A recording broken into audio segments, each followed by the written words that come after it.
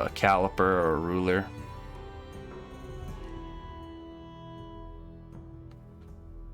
Yeah, just measuring the halfway point here, these fingers.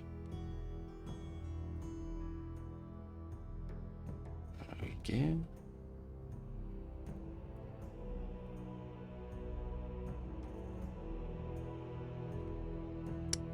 Yeah, because the skeleton isn't about the structure, it's about making it easier on yourself to sculpt the hand. You don't have to. You can sculpt a hand like this and bake it. But I tell you what, good luck putting any detail into these fingers when they're moving around on you, you know? Nice.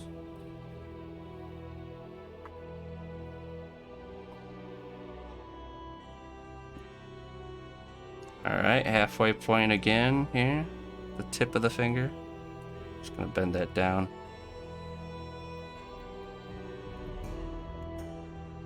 It's worth the time to make the skeleton for sure. I've tried doing hands in all kinds of different methods, and there are certain types of hands that it's easier to actually do without a frame, especially like female hands, because they're so smooth and soft, and the fingers are so skinny that, you know, it's really hard to do any sort of a skeleton. But these big old dwarf hands definitely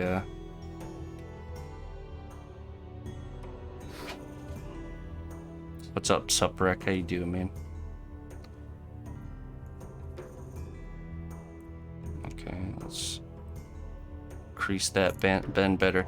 You want nice sharp creases when you bend. You don't want like you don't want to make your bends like this, you know, like really gradual. You want to take your pliers and you hold it and you just push up against that edge that you create and create that nice sharp crease, you know. You don't want to lose your dimensions, your proportions, you know.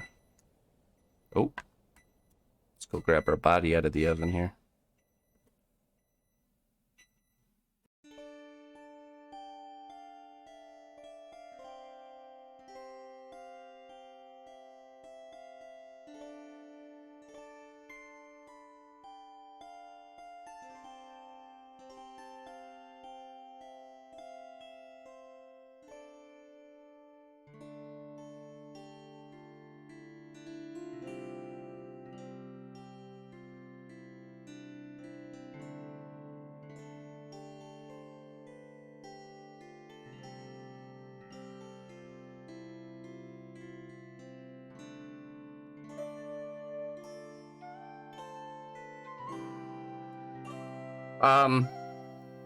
Yeah, I can do vehicles. I've actually done some spaceships back in the day. Some more sci-fi looking things. Yeah. I sculpted an airplane for Eddie from Iron Maiden. A crashed airplane. What else? I feel like I've done another vehicle just recently. A ship. A Viking ship. Alright, there we go. I'll let that cool off now before we can mess with it more. Whew. Oh, it's photo bombing. There we go.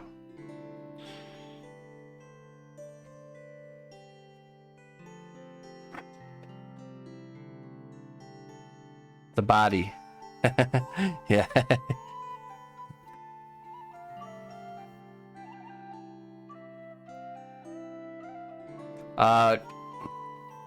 I sculpted Iron Man's suit by hand. That was pretty much like sculpting a spaceship. Or a sports car.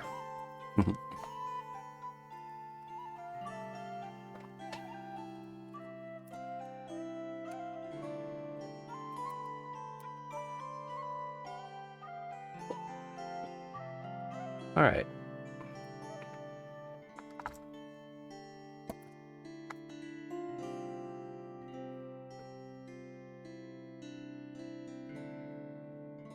So our body is cooling off. You always want to let your piece cool off. It doesn't have to be completely cool, but know if it's warm and you start adding clay to it, the clay gets really, really like soft because the warmth of the project like just heats the clay up more, and yeah. I do that sometimes because I'm impatient. I just want to get back to work on the project, you know, so. All right, there we go. So we have all the dimensions of the hand now bent into place. Now we need to pose the hand. Now we got to figure out what pose we want to go for. So at this time, I'm going to take these. These are called hemostats. Really nice to have. They kind of just like lock into place. I always use these for holding on to stuff like this. Just gives you more to grab onto with your hands. Clamp it in real tight there.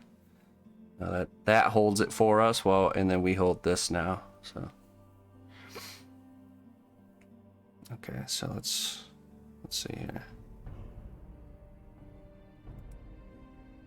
Just gonna pull these out. These fingers. Again, we want him to be grabbing the shiny on the table, so kind of like a thumb way out there.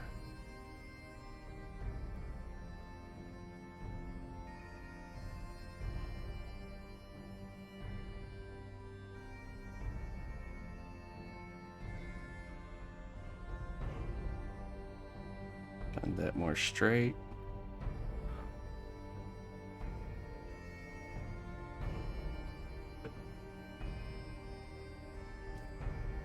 Yeah, I have some surgical tools I actually use for sculpting. Yeah, this finger more like this.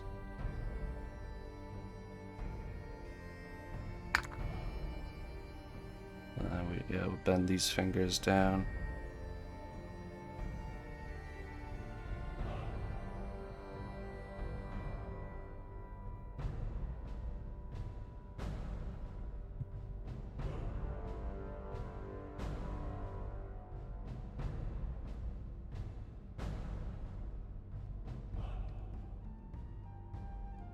Now I want to pay attention to the spacing of the finger frame. You want there to be enough space between them.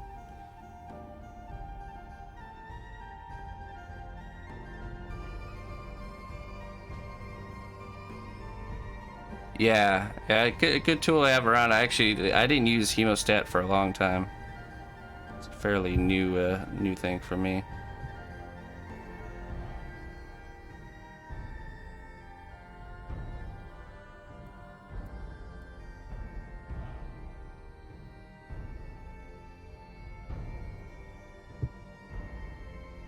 Let's bend this pinky.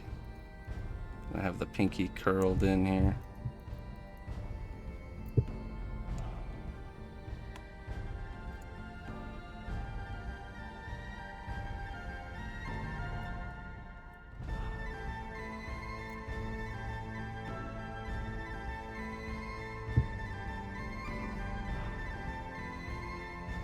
There we go.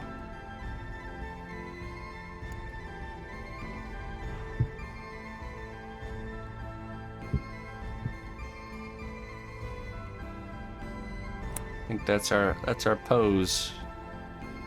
Like that. All right.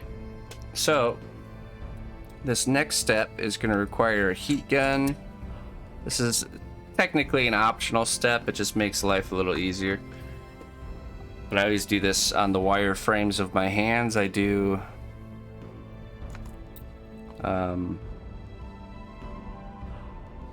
the tips of the wire here is really sharp because of the cut, and while you're sculpting, it kind of becomes a pain in the butt because as you're moving the clay around, that sharp edge kind of just keeps cutting its way back to the surface of the clay, and it becomes really hard to sculpt the tip of the finger. So the way around it that I've come up with is I take a dot of glue. This is bakeable adhesive, this Sculpey Bake and Bond. It's essentially just liquid. Do you make the other hand frame as well? Yeah, normally yes, but because of the tutorial, and I think I'm just gonna do the other hand before the next tutorial, I didn't do that, but you guys should. So you guys should just do the same thing. You don't have to do all the posing and everything. You can if you want to, but at least cutting the pieces so that the pieces are the same length and you have the same starting point. See, I actually have an extra piece here that I'll just use this as like a measuring stick for when I go to make the second hand. But I'll do that part off stream, and we'll just demonstrate one hand. Otherwise, we'll end up having two hand tutorials because hands take a long time. So next week I want to get into doing the armor on that, or not next week, next month. Sorry.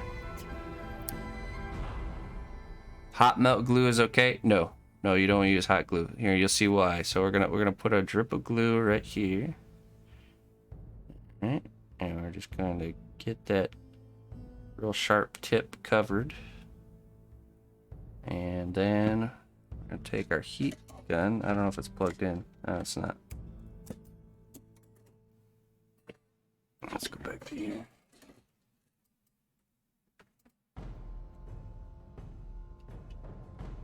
Plug that in. Alright.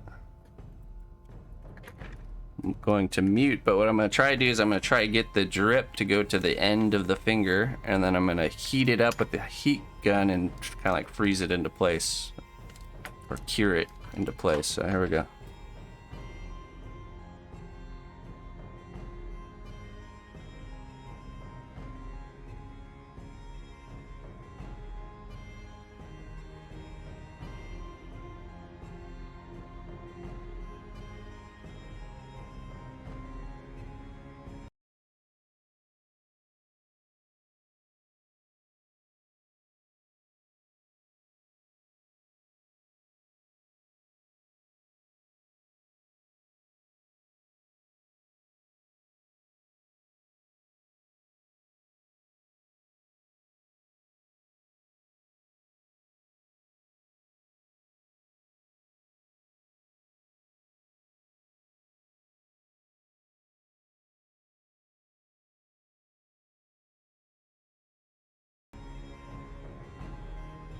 Sorry about that. Music cut out right when I muted. Everyone probably thought your sound broke. There we go.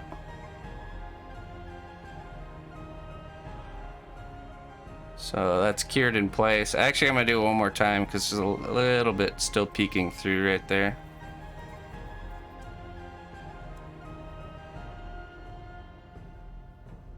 Let's just do a little bit more.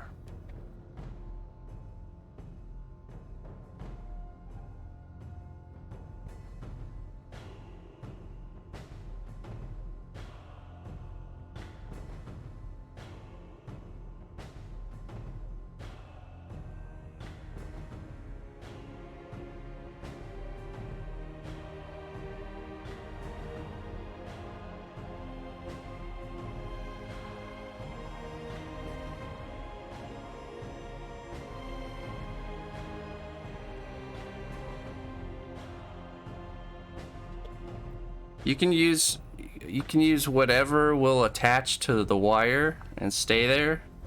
That can be baked. You can use whatever you want for this step. The whole mission here is just to make the tip of the finger easier to sculpt by kind of blunting that wire, you know. So how long does it take to make the it's different for every project, but it's like, I don't know, an average single character piece can take anywhere from 100 or 180 hours usually to about 160 hours for one project. So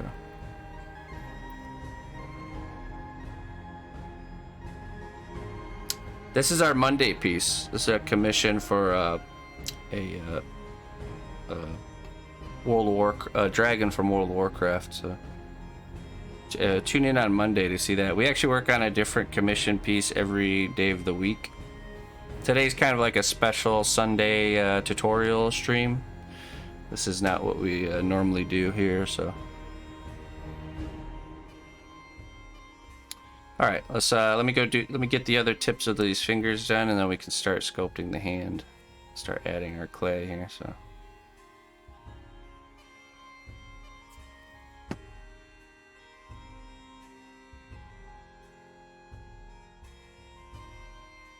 right.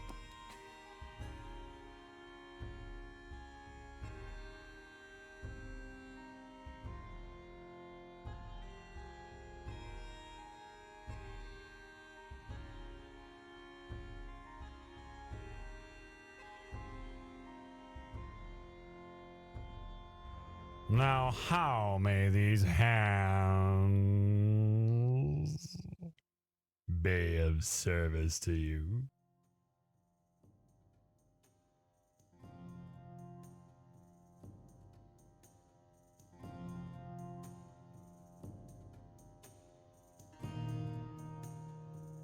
All right. There's still a little bit there. I have to do it again. It's hard to control the drip sometimes. Hey, thanks, Monster Energy. Appreciate it. Manga gifted out 5 invitations to the Sinapush Kingdom. Thank you very much, Manga, for that. Appreciate that. That's right. Yeah, if you want, if you'd like to, if you'd like to get something made by me, just shoot me an email. Let me know what you're interested in having made, and I'll be more than happy to message you and give you some prices for some different project ideas. So, but yeah, I like to keep that stuff just away from stream and on a individual to individual basis. So. It's the best way to do that. So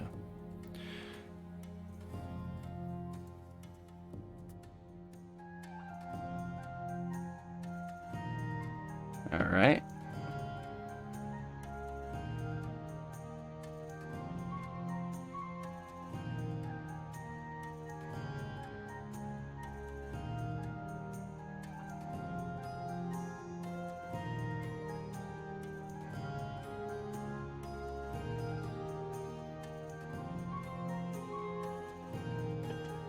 Yeah, I have like I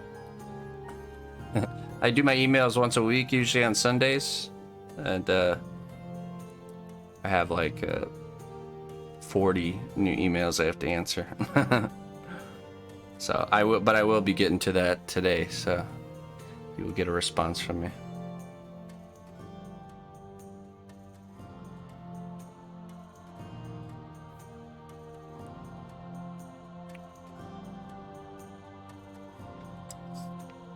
This is just this is some stainless steel wire. It's 24 gauge stainless steel wire.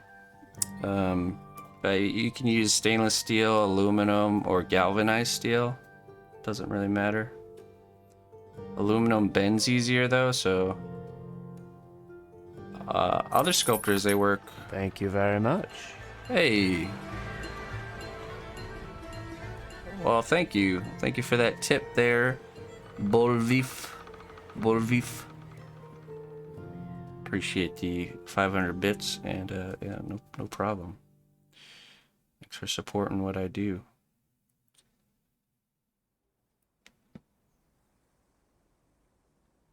No. If I don't get to your email, definitely come bug me this next week, because this during the week, because I'll be able to tell you if I answered them all or not. But yeah, I plan on getting everything answered by the end of today. So it just always takes me time. Excited to see what you got. It's always interesting what project ideas people come up with. All right, I'm gonna try and do 3 at once. Here we go.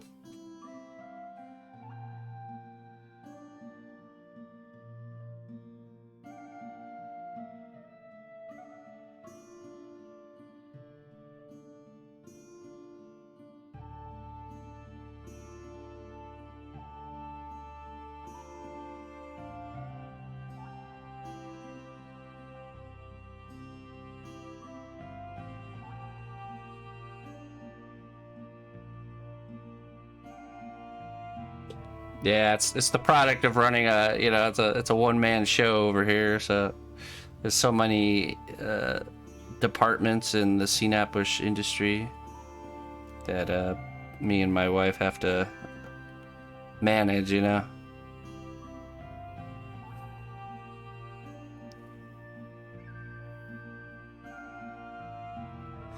Hey, I'm not bad. I don't let emails, it's like 10 days. 10 days old is like kind of the limit, and then I always respond by then. No, I don't have the best track record, but I've gotten a lot better. Thank you very much.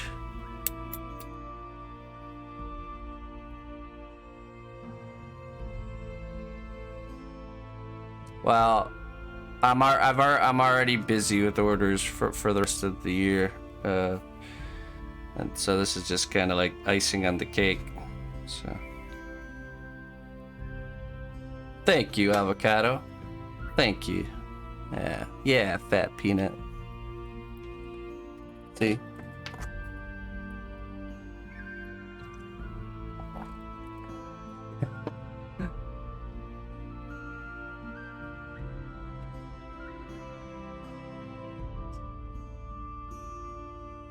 Yeah, is she dreaming? Let's see.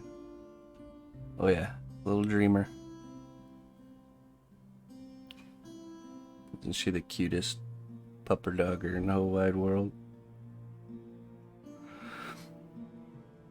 You know, the pieces of wood I use are all like, you know, I do a lot of construction projects, you know, like, so just like end cuts, you know, when you're cutting wood to either build furniture or whatever. You always end up with those little pieces that most people just throw away or burn. Yeah, I grab those and I hang on to them for working bases. Now there's two different bases in the sculptures I do. There's a working base, which is just a piece of ugly looking wood that I attach the project to while it's being worked on. And then there's a finishing base, which is usually a nicer piece of wood that I make the nice edge around, and it looks real fancy. So that changes from project to project. So sometimes the ugly piece is kept on the inside, and then it's made to look really nice. But yeah, we always leave that option open because you don't want to work your whole project on your nice piece of wood, and then you're getting it dirty, you're putting dents into it while you're working, and by the time you get to the end, it doesn't look pretty anymore. So yeah. But I use those a lot, those ugly pieces of wood. This one we're sculpting on right here even has grill marks on it from being baked so many times.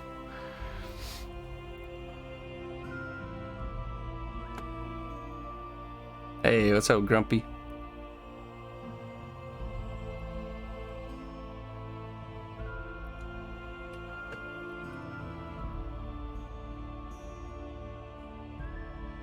Hey, thank you, Grumpy. And anybody that's new here coming in from Summit unboxing video, or from him showing it on stream, welcome. You get to learn what we're all about here. Alright, let's get back to work. Yeah, look at this. This is cool, almost cooled off, but yeah, look, see those lovely grill marks? These pieces of wood get used until they can't be, till they just fall apart and turn to dust. This is probably a piece of wood I got from my dad. One of his guitars. There's a little bit of a Sadie chew right there, A little bit of all these holes from the projects being stuck in there. Used and abused wood. Yeah, there's some more Sadie chews right there.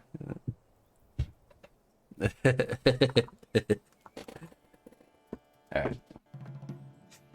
Okay, so now we have the tips of our fingers covered in that material, so we can actually start sculpting the hand. There we go. That's all the prep work right there. So we're going to take this glue here, and we're just going to cover the wire with the hand.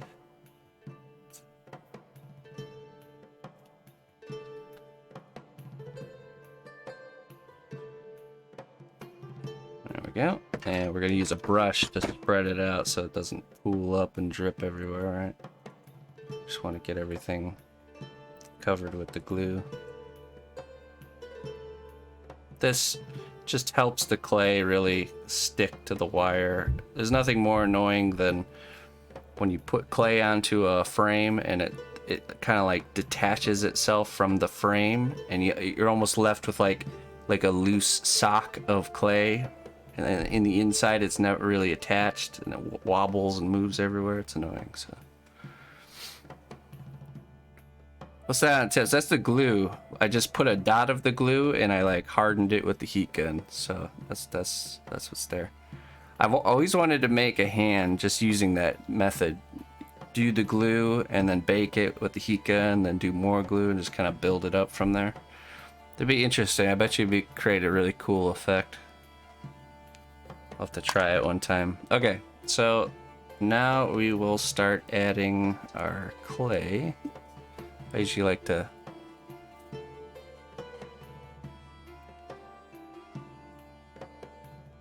Bellsprout Tower. I like to start with the back of the hand and the palm first, so we're just gonna add a little chunk of clay there, just like that.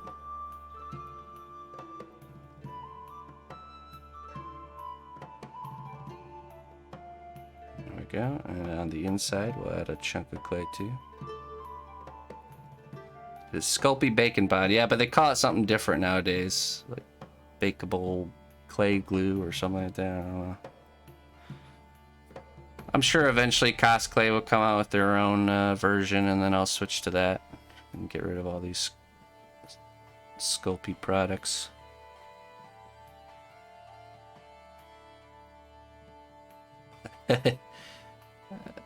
That's the one, yeah. Yep.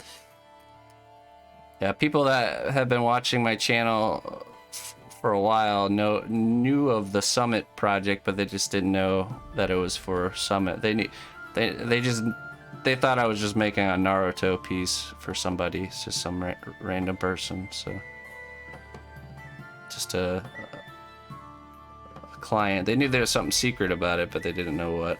I'm good at keeping secrets. So sneaky sculpting wizard. All right. Hello. Hi. Why are you shy? It's my daughter. Want to make us breakfast? Yeah. Oh, thank you. You're such a good daughter. Go make some breakfast.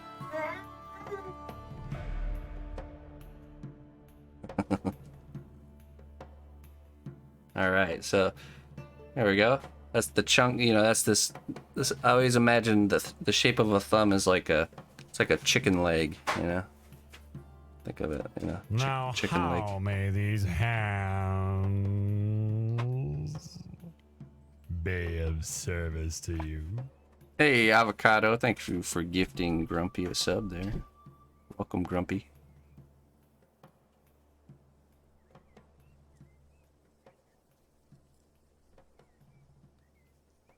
It's Monday. It's Wednesday. Wait, it's not Monday? What the heck? I'm out of here. What am I doing here? Okay, we're gonna add this chunk of clay right here, this side of the palm here. Yeah, we got snow done again here too. There we go. So start building up the anatomy of the hand here. Go. Bend that a little bit more out.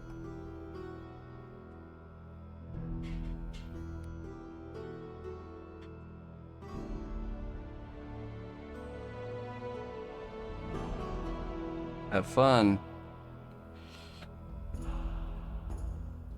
I did my shoveling this morning. I don't have a lot to do. I don't have a driveway, so. Now how may these hands be of service to you? Endogenous.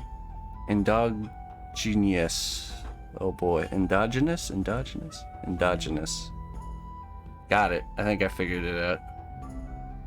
Yeah, you there you go. I had to make sacrifices to become proficient with the clay. I had to give up Had to give up some linguistic skills.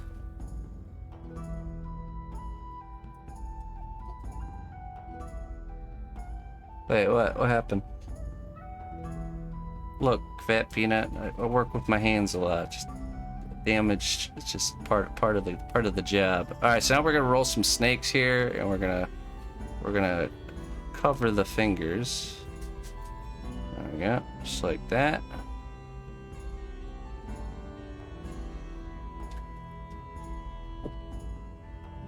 Oh, that, yeah. That says I burned it. That was a mistake.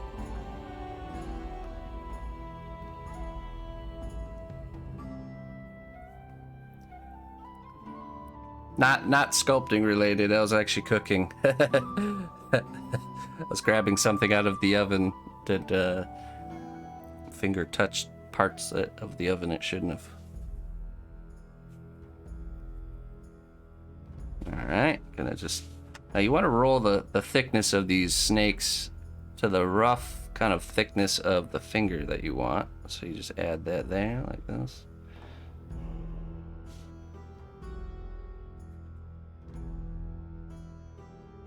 Like so. We'll still be adding more material here. We just want to kind of get the finger coated with some clay, something for us to build onto.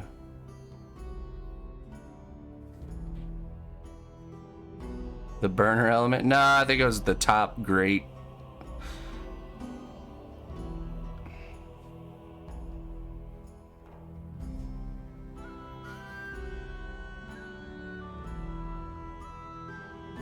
No, Ina's birthday's on Tuesday. Yeah, we'll probably be taking Tuesday off, but I might actually stream the morning. I might stream in the morning and just take the evening off. We'll see. I'll give a call out on Discord.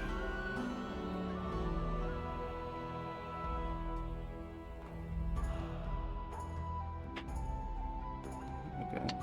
Once we get some thickness onto the fingers, we can start to really see kind of like if the positioning's right.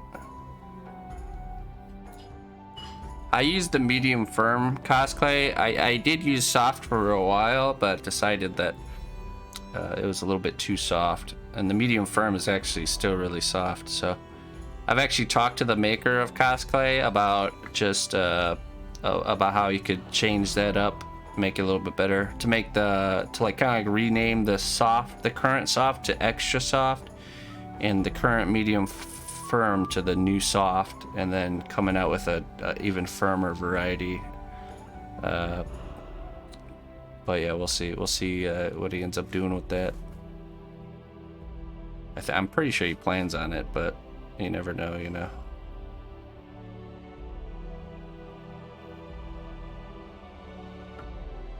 They're still kind of really busy with rolling out their whole product line right now. So I know they just came out with the Deco art clay. Ina will be 31, because she caught up to me. My old lady.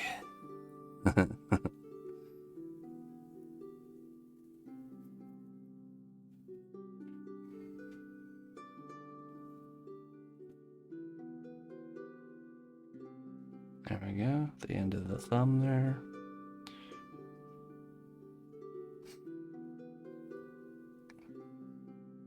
All right, now we're getting somewhere on the hand here.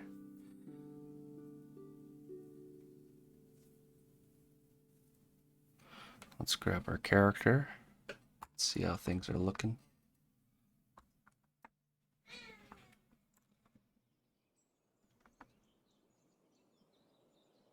Could even be a little bit more expressive.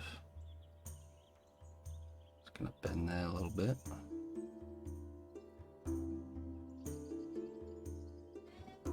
Bend this up.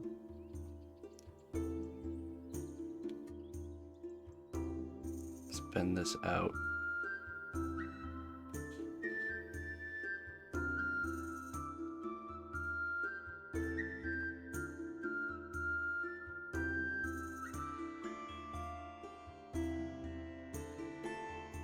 Yeah, it's better.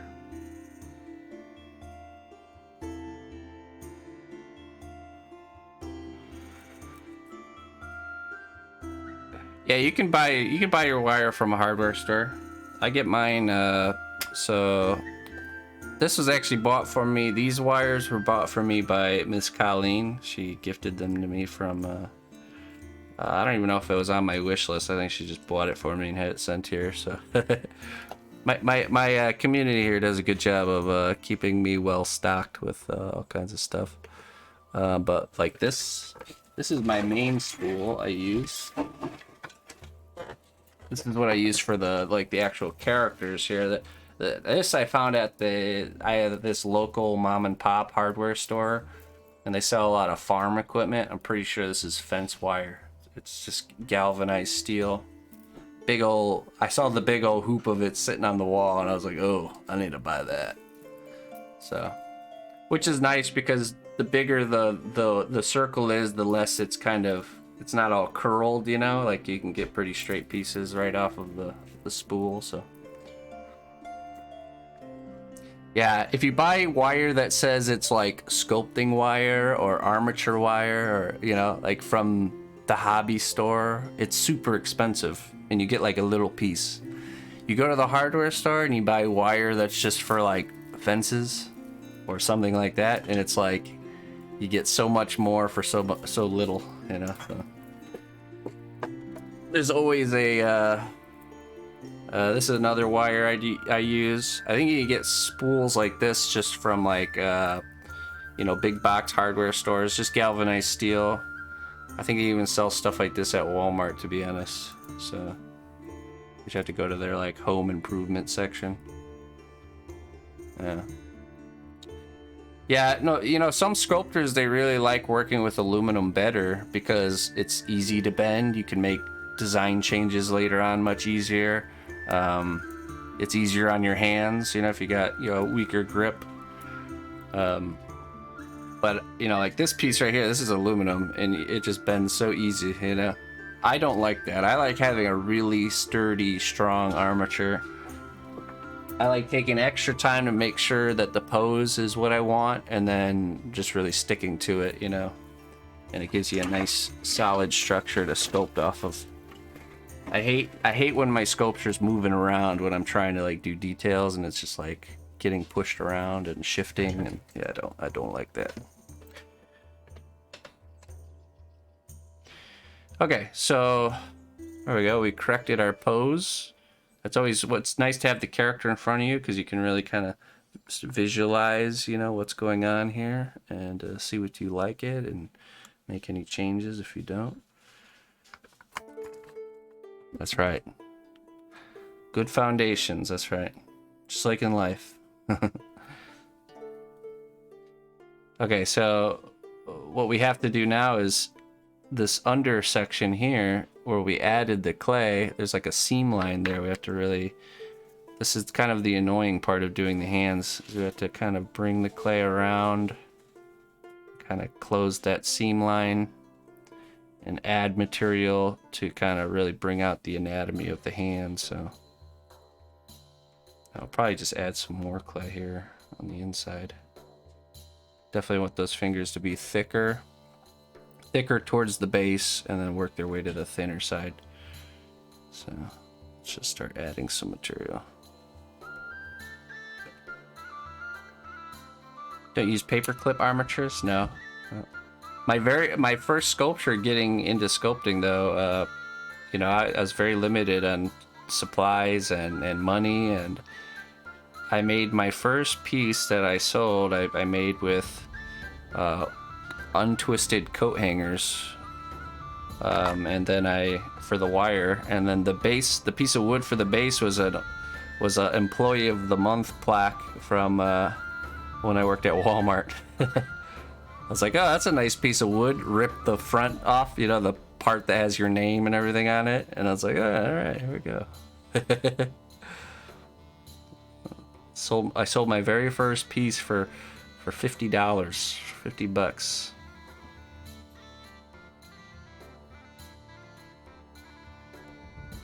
Took that $50, bought more supplies, more tools, Grew from the ground up. Yeah, this whole operation's about as grassroots as you can get.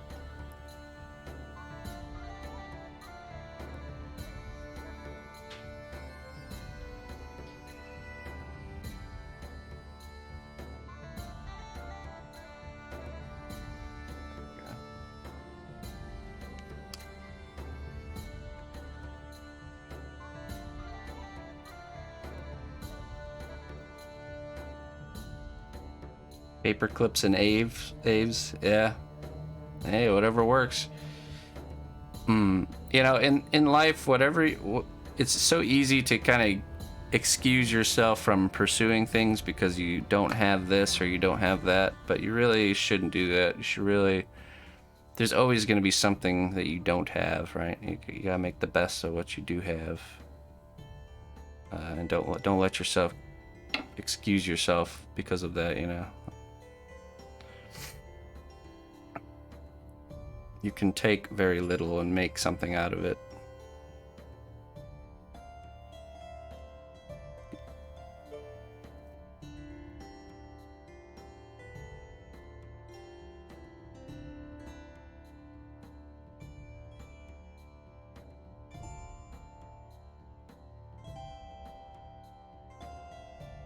Just adding mass, little chunks of clay, where learning kind of like the ins and outs of how the hand actually goes together. Again, it's all just about observing your reference right in front of you. You know, I can get the same pose here and really see how things go, you know. Like noticing that this piece of skin here actually goes from here to the inside of the thumb right there, you know. Those are all the kinds of things I'm trying to pay attention to. Add a little bit of a knuckle right here.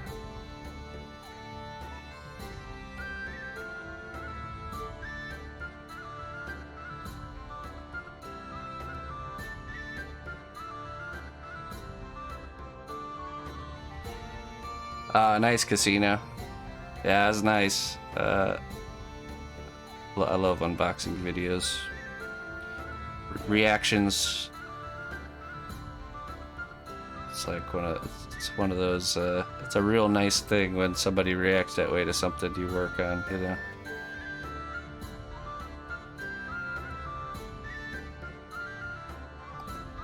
That's what I call a mission accomplished, you know.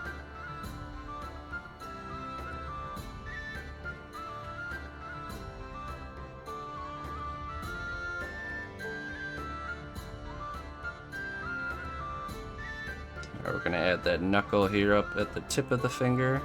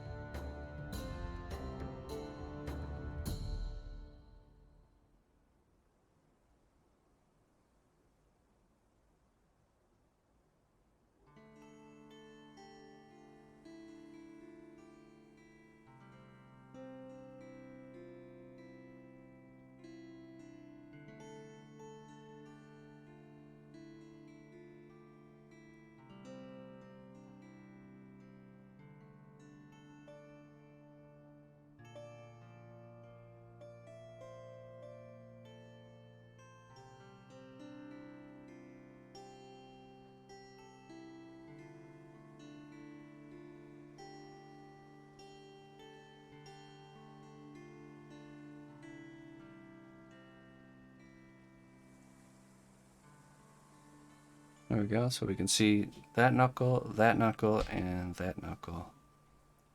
Just some markers.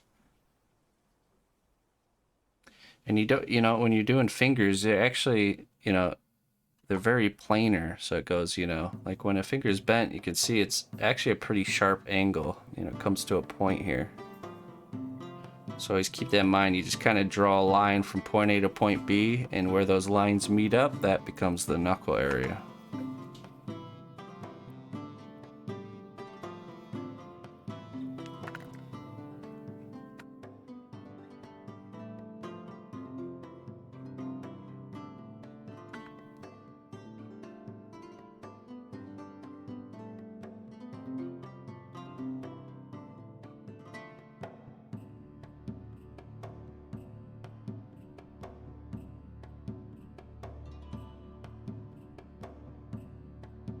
Right, need the tip of a finger there.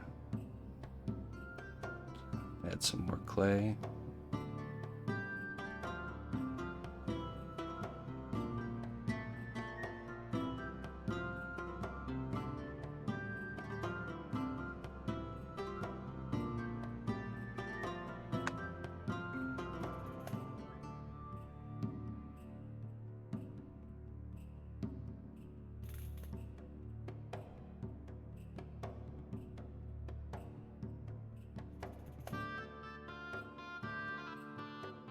It's a little bit thin there. We're gonna add some more material.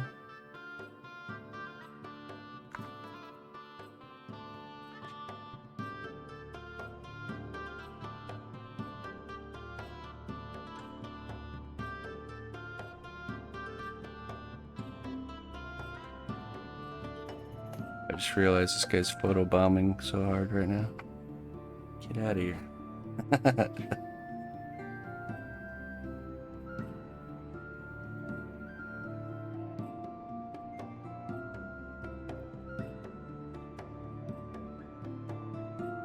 Yeah, a little bit thicker right there, so it gets a little bit too thin right in there.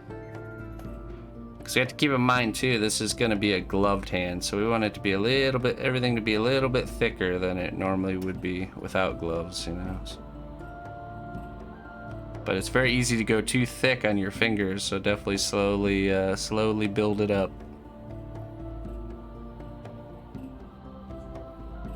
Yeah, they're having a little party over there.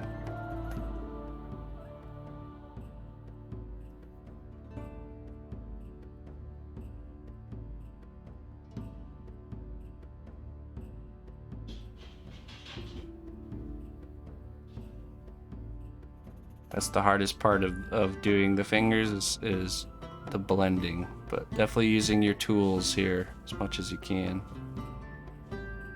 Just kind of gently work your way around. Let's add that knuckle there.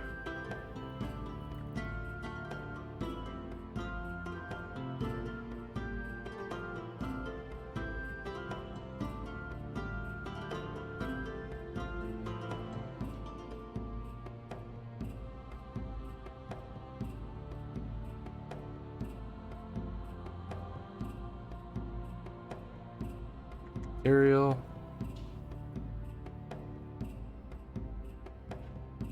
Blend it all in.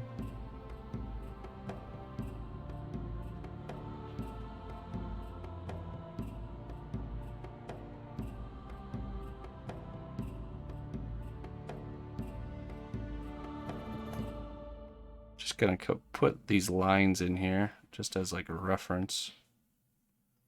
Just drawing in between the knuckle, having it all meet up at the wrist there. More like guidelines there.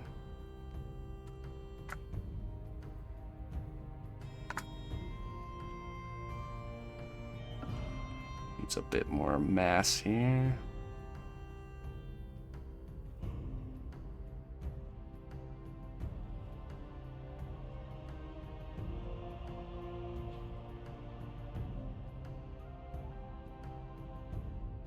Blend that knuckle in.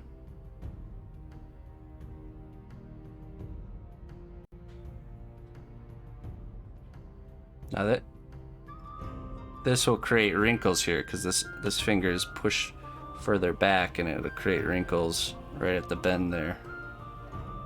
Keep that in mind for later. Yeah, this part's stretched out.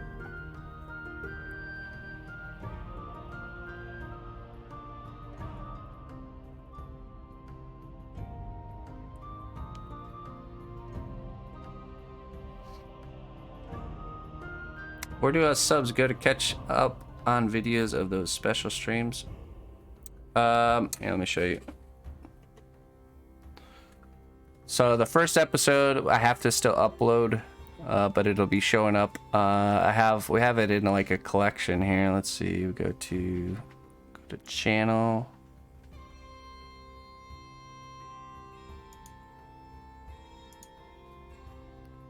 Okay, so let's see here. when you're here at my channel, you can go here, click on my name if I'm live. I think if I'm offline, it's different, but it's easier to find when I'm offline. This is the okay. This is usually when I'm offline. This is where you, if you come to the channel, you can see right here, CNAPWISH tutorials. That's the section. But if you wanted to look for more, you just go to videos, filter by let's see here, collections, and then there's the collection right there. So, or highlights. There's all our highlights. I highlighted the Summit unboxing from our point of view. Check that out. And then, you know, past broadcasts, stuff like that. Uploads are videos that I make separate from stream and I actually upload onto Twitch. So there's some old school CNAPWISH videos there. The first CNATCon, I did a video there, CNATCon. Yeah, definitely some old stuff there. So yeah.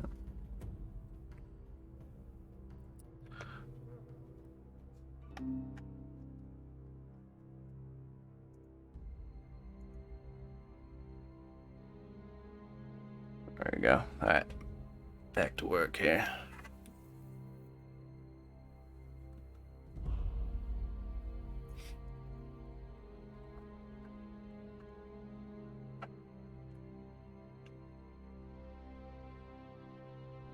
So yeah, we're moving around the hand. We're cleaning up the fingers, building up the anatomy and the mass, and then what we'll do is we're gonna switch over to actually adding the features that make it look like a glove. Or go with like a leather glove look, I think.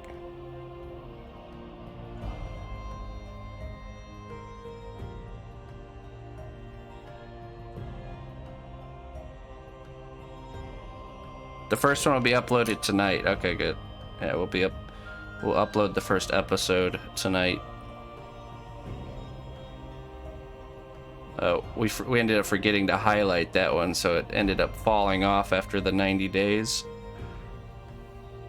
But thankfully, one of our CNATWISH community members had it downloaded and sent it to us, so just have to render it and upload it.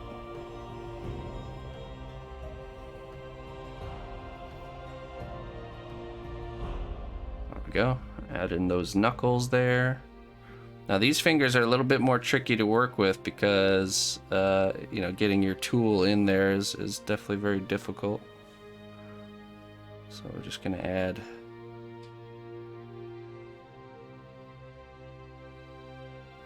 let's just try and actually work with the material that's already there. And we're just gonna try to push as much of it back there as we can, and then we'll just add more onto the top here, which is easier.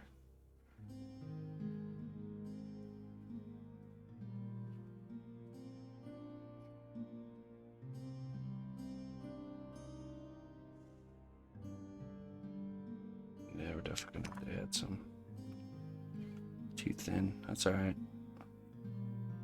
Just take a little snake like this and just kind of stick it close to there, and then we'll work it in there with the tool. There we go.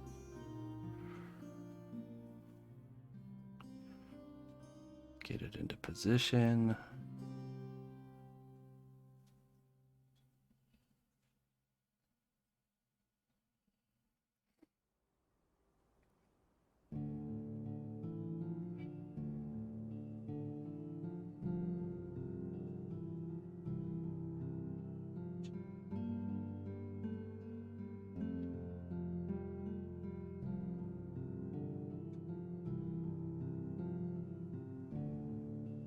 Hey, what's up, Asinka? How you doing today?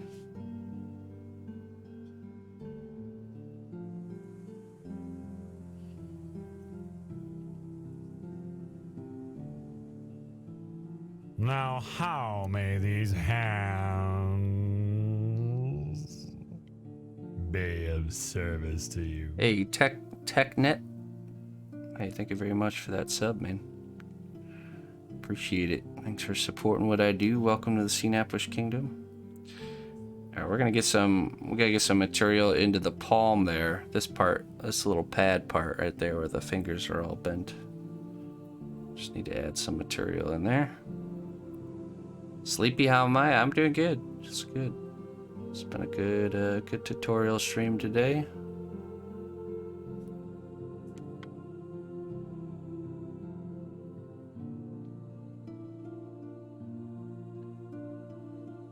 Alright, there we go. Nice and in there.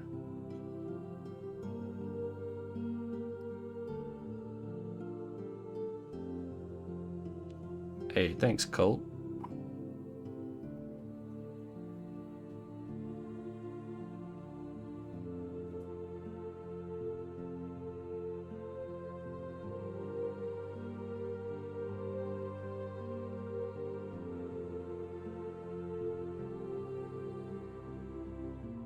Blending in those knuckles there.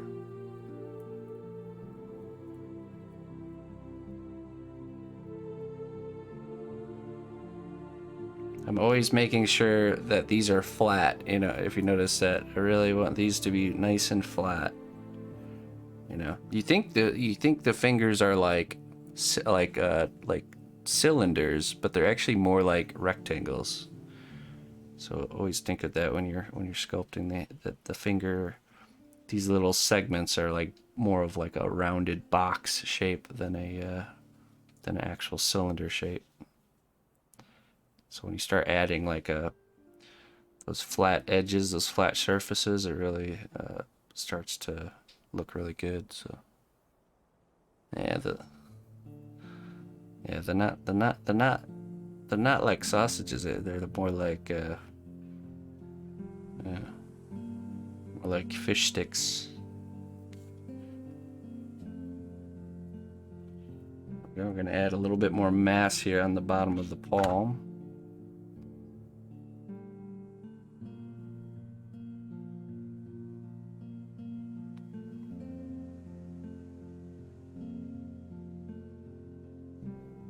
I think a little bit more on his chicken leg part of his thumb here. Yeah, a little bit more.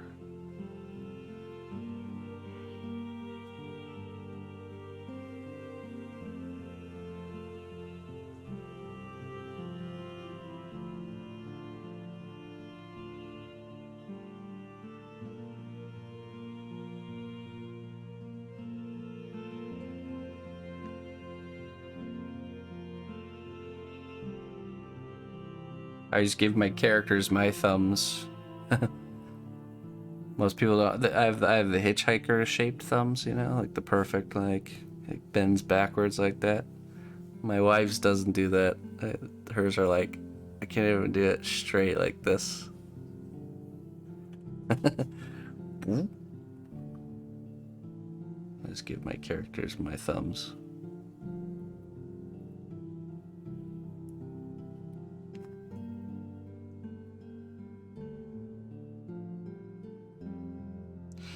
Yeah, you start noticing that like when you are an artist or a sculptor, how we're all fundamentally the same, right? Fundamentally, but there's all these little tiny differences make us all unique.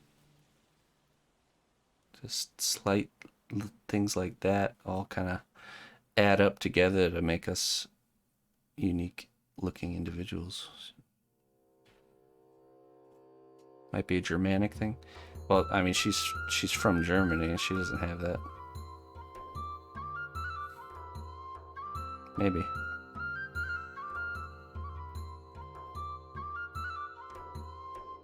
We'll see whose thumbs Emma gets. Emma's got my feet. I have like real flat feet. And my wife has like ballerina shaped feet, you know, with the really high arches, you know. Emma's got the flat C-Nap-ish feet.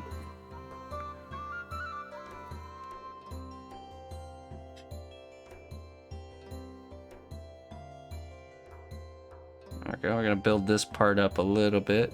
It shouldn't dip down there. It should be more like this.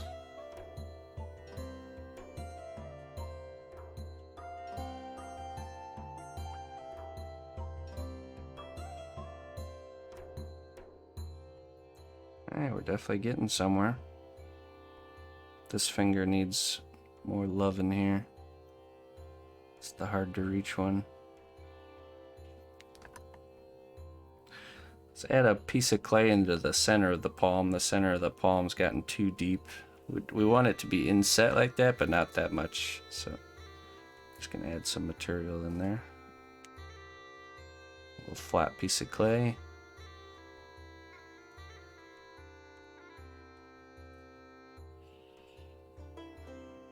Here we are.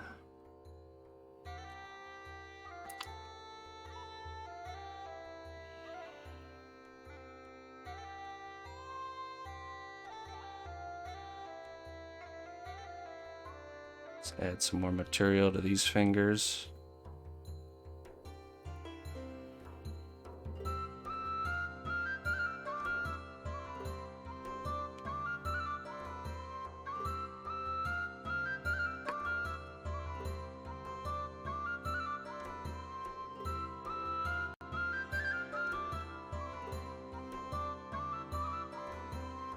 Actually, I want to puff out the back of his hand.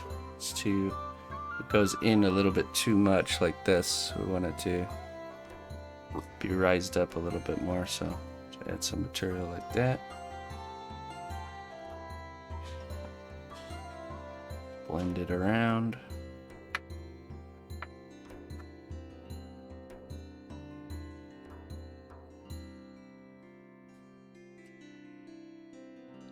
There we go.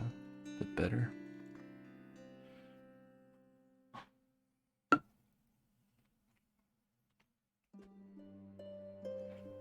This is mostly how I work when I do stuff like this. I have a main objective. Now, how may these hands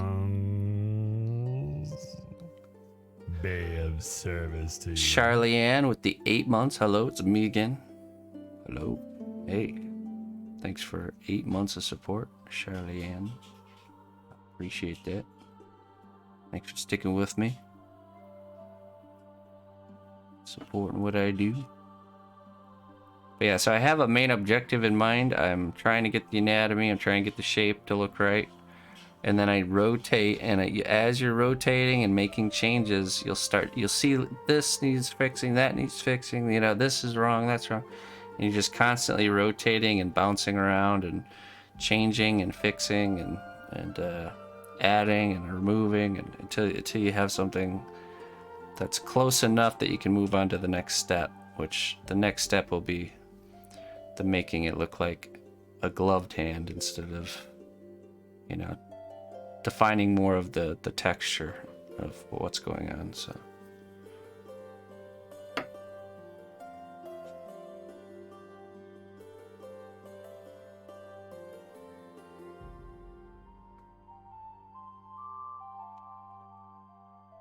the chosen one hand. What's up, Devastation? What's up, Bluebeard?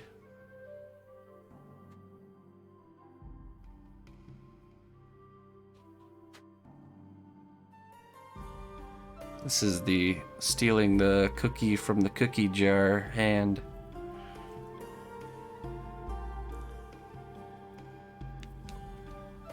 Alright. Into this pinky needs a little bit more material.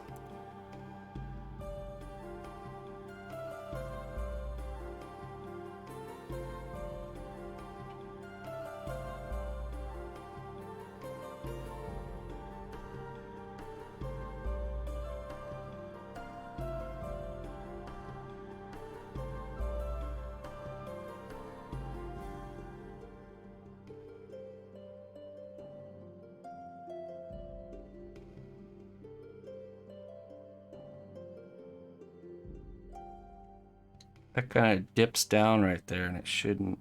So we need to bridge that gap there.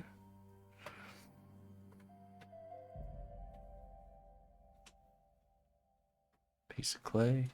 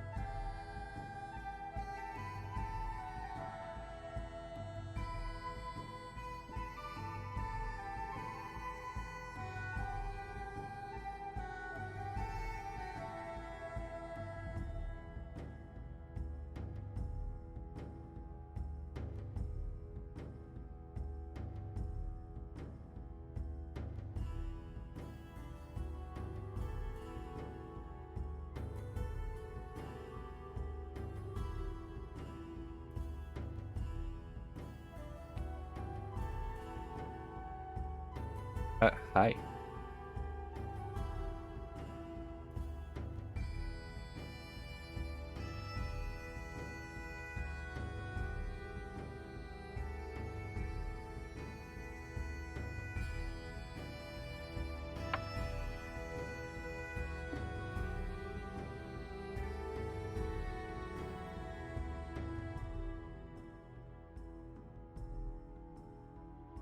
All right. I think that is close enough that we can start. We don't see, this is the point where, say if this is a naked hand, we'd have to just keep refining and getting things more shapely, adding little wrinkles, getting everything anatomy wise shaped up really good. But because this is a gloved hand, we don't need to go that far. So we're just going to switch over to making this look like a glove is over this hand. So let me pull up some reference of some hand armor and gloves that I like, and we'll just go from there. So I think leather gloves should be fitting.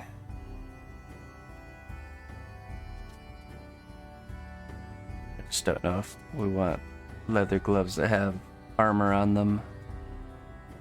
Maybe like on the back of the hand. A little armor plate or something. He's got a really, his helmet's really like crude looking, you know, like not like a super refined piece of armor. Not a particularly rich dwarf, this one is. Now, how may these hands be of service to you? Hey, Natty, thank you very much for the 5 gifted subs. Appreciate that. Thank you for the support. Thank you very much there, Natty. Hope you're doing well today. Gifts, yes, gifts. Very good day for gifted subs. Thank you everybody. All right, I do want to, the back of the hand I want to puff out a little bit more here. Hey, thank you, Kulas and Ebel. Thank you. Welcome. Yeah, this knuckle in particular should be up further, kind of like that. There we go. Now, what we'll do is we'll sculpt just a leather glove on this hand, and if we want to add armored elements, we can make that decision later, you know, when we have the hand actually attached. Maybe that looks better with whatever design we come up with for the gauntlets, you know. There we go. Okay, so when I'm doing something that's like a leather gloved hand, first thing I want to do is establish the seam lines. Can I shout you out? I already did shout you out.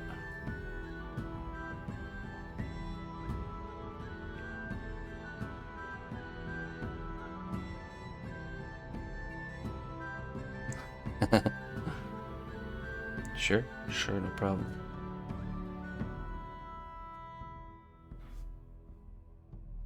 Okay, so let's do the seam line. We're gonna have it right here along the side. I always like how it looks, like running along the side of the fingers, kind of like that. We're just gonna carve this seam line into the finger. then we could shape the material to make it look like the wrinkles and stuff of the glove. See how it's already reads as a glove, just that one line, right? So we'll get all these seam lines in.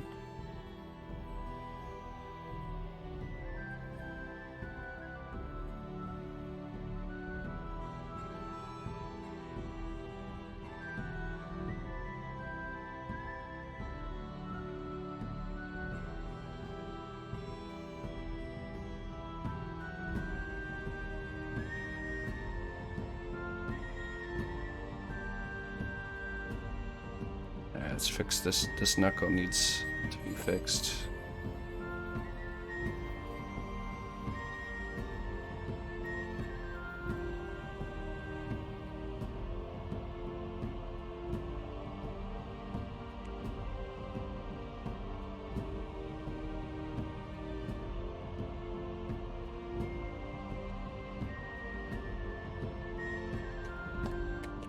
Hold on 1 second.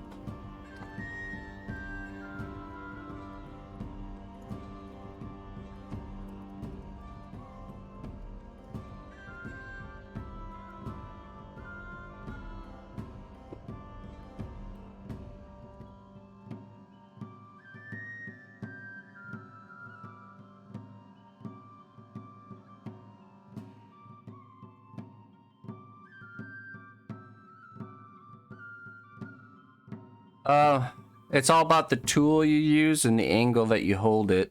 You don't really have to worry about the little crumbs happening, but like, so this tool I use right here, it's very soft edged, meaning there's no like really hard, sharp edges. It's all very smooth. So when I create lines with it, it doesn't tear the clay as it moves through it. It kind of just pushes it around, if that makes sense, right? It's when you have a tool that kind of, like, say for example, like this tool, sharp edge, and if I hold it like perpendicular and I go like this, it creates those little tears, right? So it's all about, but like if I change the angle, if I have the angle like this, so it's more of instead of being like this, it's like this, so it's going with the clay. You know, you can create lines without tearing the clay, if that makes sense. Yeah, but if it's like this, then it's tearing, it's like cutting through the clay instead of just kind of gliding on the surface. So yeah, the surface of the tool and the angle of the tool all kind of play a part in that.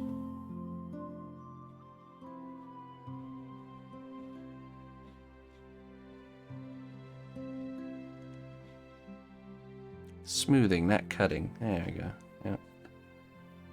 Exactly.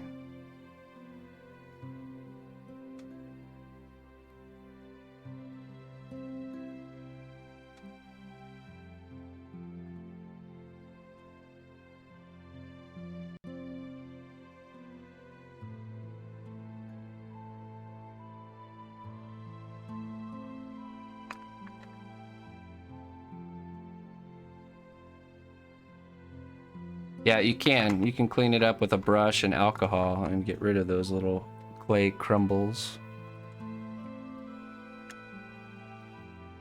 We will do the cleanup, but not until the very end here. So plug that in.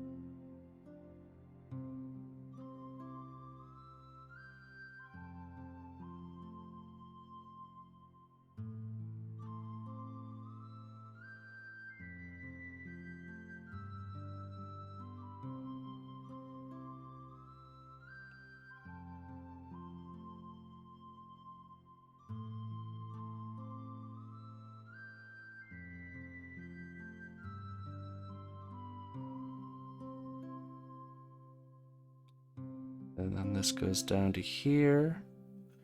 Now we have a separate seam line going around the thumb right here.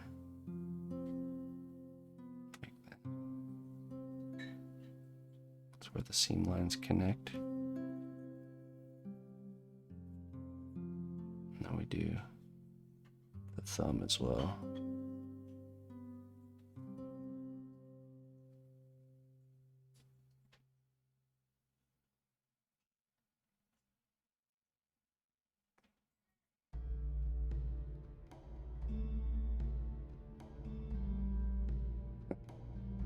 Yeah, it takes control, and often you have to go back and forth over things, you know, back and forth until it's at that final stage.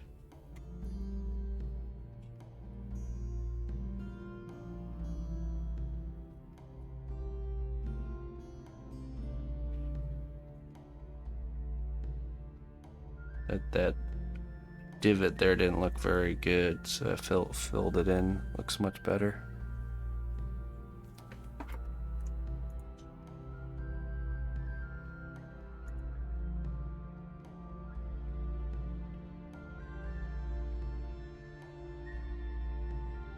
All right, we'll address this part here, the bottom of the glove, probably at the end.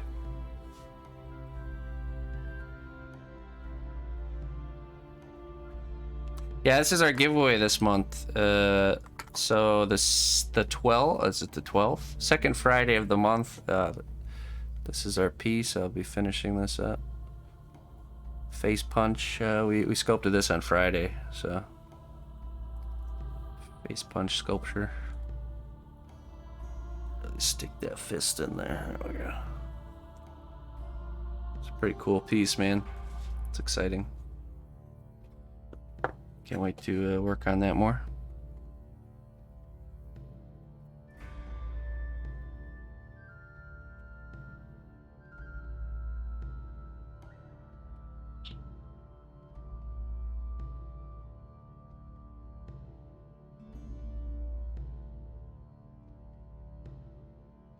Yes, it is. I will be able to reposition these fingers.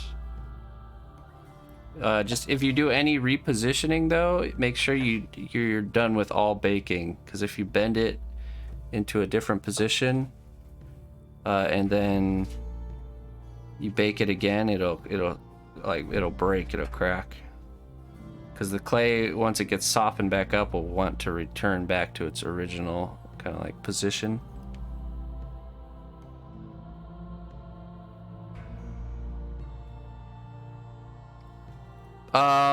At some point, probably.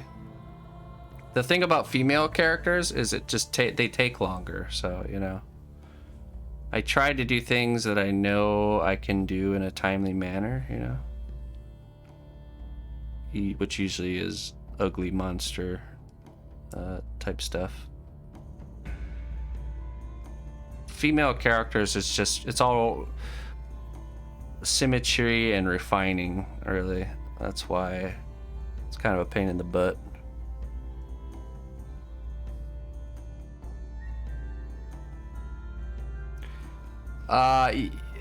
Yeah, I don't know if we use resin, but yeah, that's a good idea. Should do something. Some spit. I should get some of that. I could get some of that UV cure resin. I've been wanting to mess around with that stuff. This could be a good excuse to buy some.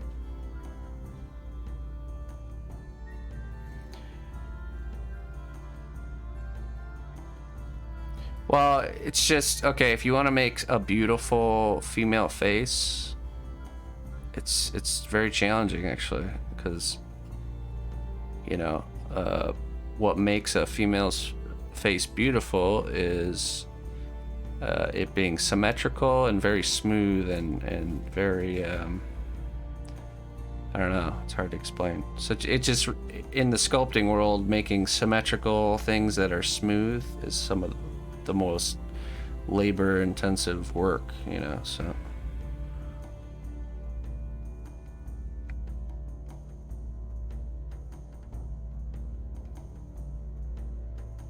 in my opinion, it's just more fun to make characters that are a little more rough because you can add more detail. You know, I have to always resist the urge to add detail when I'm sculpting a female character, because if you add a lot of detail, then that female character starts to look not so female. What? So either starts to turn into an old lady or something, yeah. Or you end up with a male character in the end.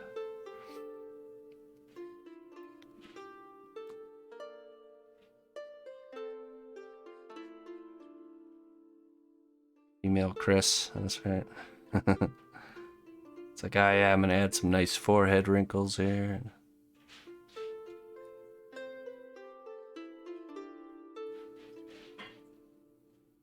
There we go. That's the bottom line of the glove there.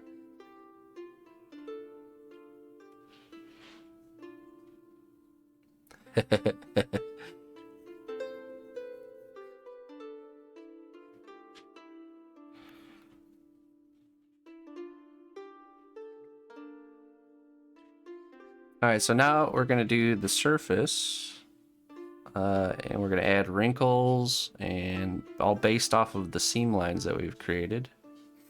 Gonna kind of clean everything up, and this is where I bust out my ball tip tools here.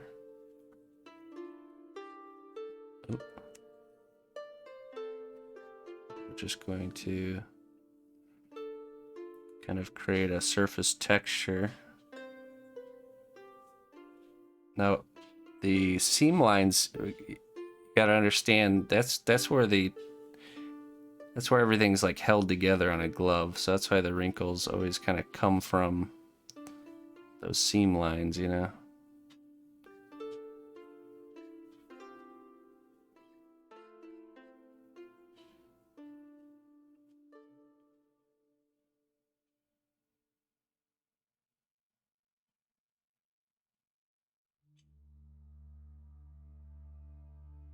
A little bit of material tension in between anytime there's like a deep valley, you know, you can add these little kind of like stretched marks here, kind of showing that the material is kind of stretching over those little valleys.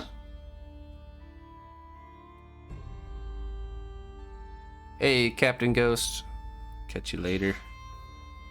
I'll switch to the smaller one here. A couple of deeper lines.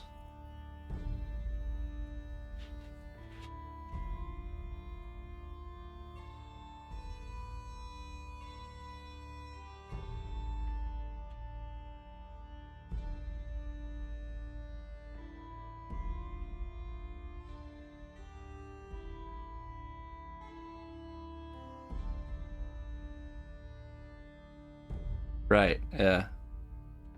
Male orc, much easier than a female elf.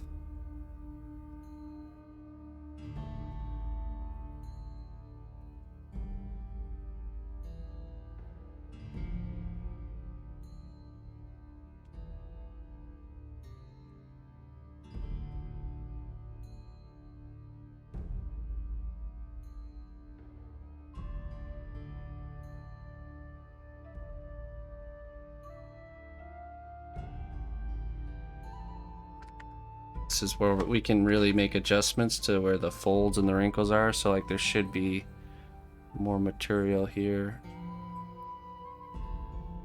It's like you start off paying attention to everything, and then as you get further along the sculpting process, you start zooming in your attention and just really kind of combing over the entire surface and make little adjustments.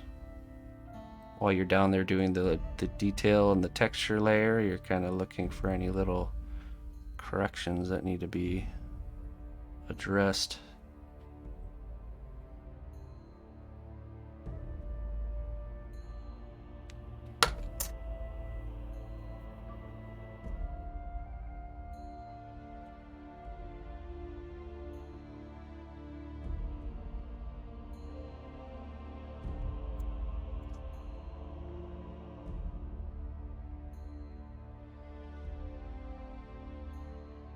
Hey, thanks, the Dadaist. Glad you could join us.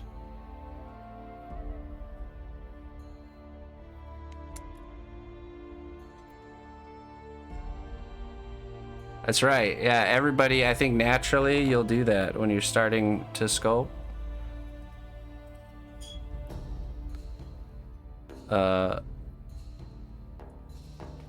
You start off by kind of like getting too deep too early, you know?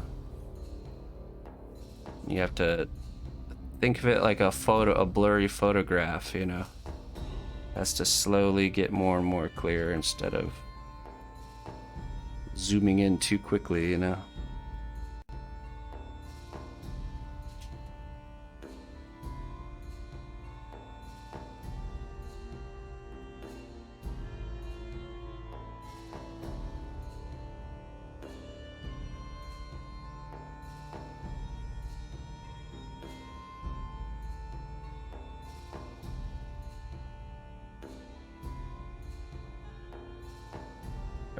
We're adding texture and wrinkles to our glove here. Losing that seam line a little bit. Let's bring that back.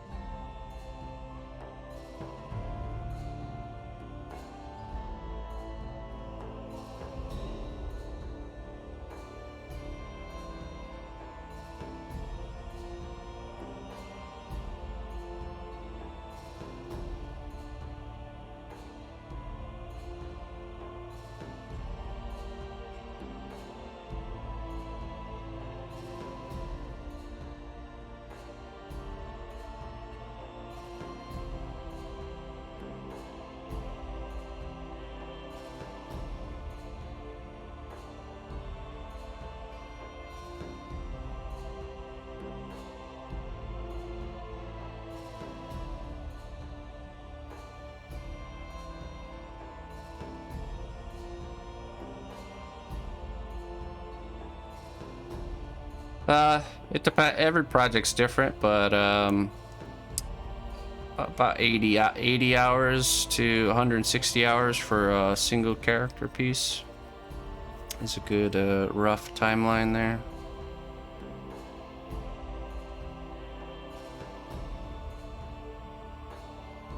And that's, you know, everything from the very beginning to the very end, the painting and everything. So.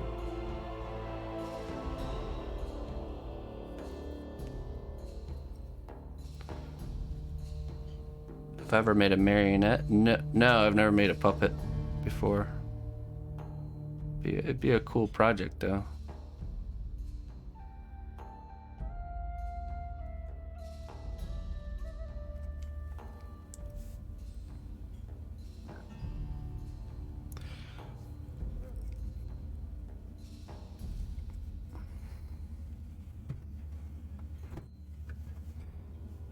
Hey, welcome, HDC.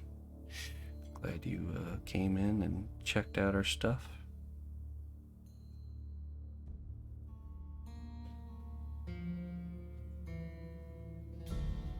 So when I'm doing stuff like this, I'm thinking about how the material has been creased over time, you know, by the way the hand moves. So the fold lines will always be perpendicular to the way it bends, if that makes sense, you know. If something, let's see, you know, if I know that this thing bends this direction, then there's going to be crease lines that go like this, you know, just like a finger. And that tells us that bends like that, see? So if it bend, you know, if it bends like this, then you know, then there's fold lines here, you know, so on and so forth. It gets a little bit more complex when you're like in broader areas. But yeah, you're always making those lines perpendicular. And then where it creases more, you know, where there's more bending, you can see I get these really deep little lines like that, and that makes it look like the material is really being pinched in right there. And that's because of the tension from the seam line, you know. So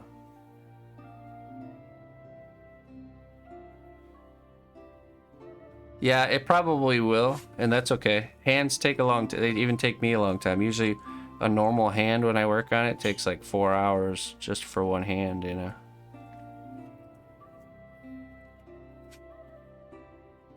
Hands are tricky. Don't worry about it if it takes longer.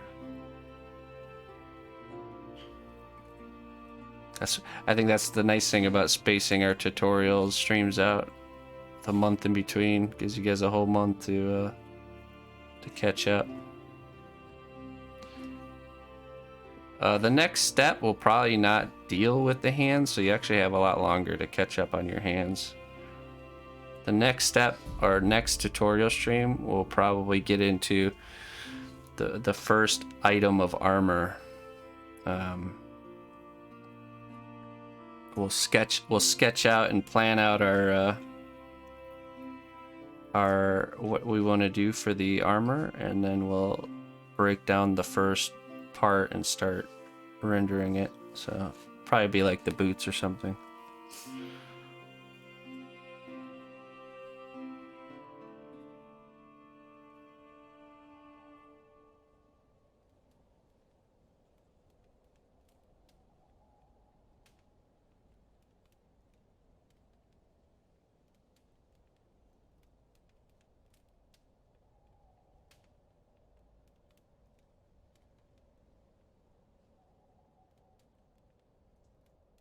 Couple of light scratches there to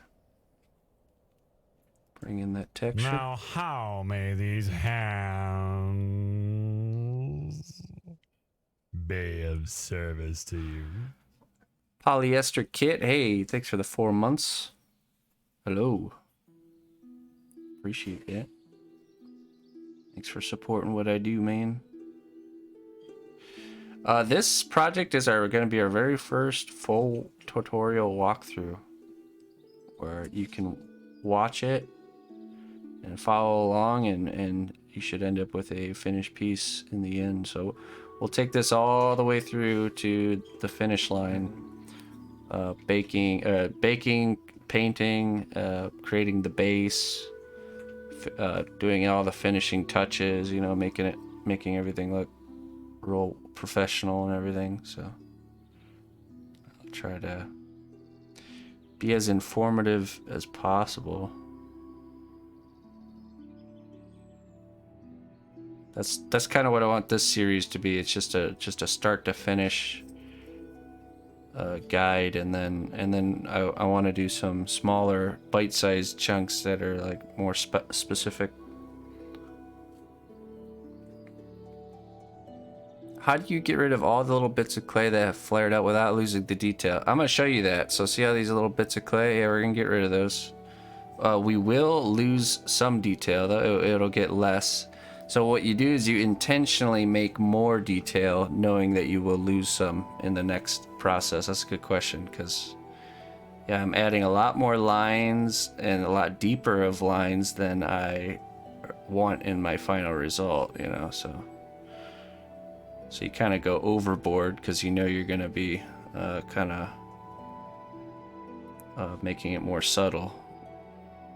And I will show you that step here in a little bit. Once we get all these lines done, I'll show you that step. Hey, I'm glad you like it there, Polyester. I'm glad it seems everybody likes the work, so it's always nice. Well received.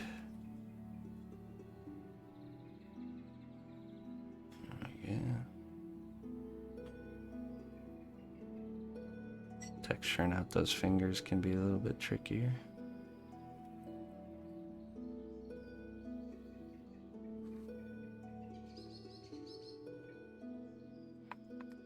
There you go, a little gold. That's what I call those little golden nuggets. Muddy. Sometimes you'll read like comments on like other artists' work, or they'll say something and it just kind of like resonates and totally blows your mind when it comes to like how to do things. So those golden nuggets. I think that when people are giving off those that information, they don't really even realize how well it clicks with people, you know. So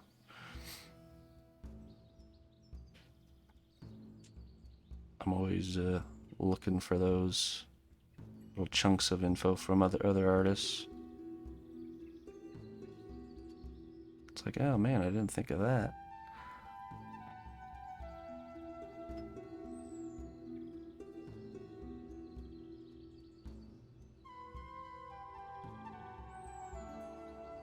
We use a clay called Cos clay. It's a polymer clay that you can cook it in the oven, and the finished result is actually oh wait, I don't have my example piece. Let's see. It's when it's in bigger chunks, it's harder, but when it's in smaller pieces, everything's flexible like rubber. See that? That's a finished piece, so essentially it can't be broken. I know everybody was cringing when Summit was handling the piece close to the edge of the desk, and it like almost dropped it like 7 times. But I knew that even if he did drop it, everything would probably be okay, because it's literally just a solid chunk of rubber. So it is polymer clay, so it operates just like Sculpey. The only difference really is, I mean, the texture is a little bit different, but the way you work the material is pretty much the same. All right, we're gonna add a little bit of mass right here. It's a little bit too thin, that finger right in there.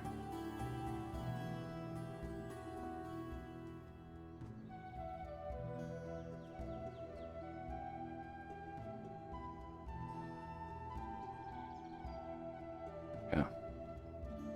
Just a bit. But yeah, it's very similar to work with Sculpey. Sculpey was the medium I used to use before Cos clay came around.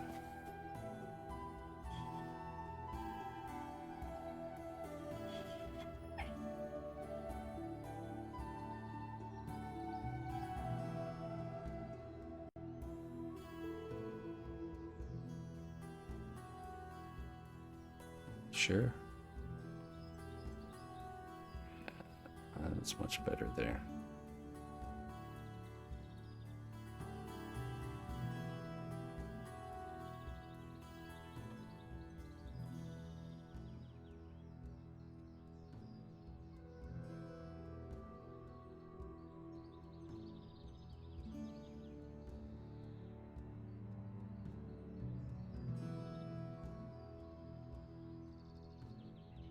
Thinking about how that glove is going to bend.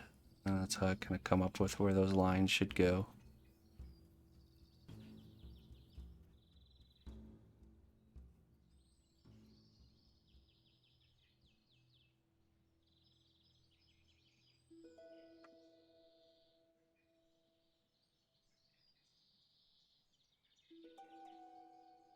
It's that wobbliness I told you that I don't like, when things move around so much when you're trying to sculpt. It can be annoying. Just bracing the backside with my hand here.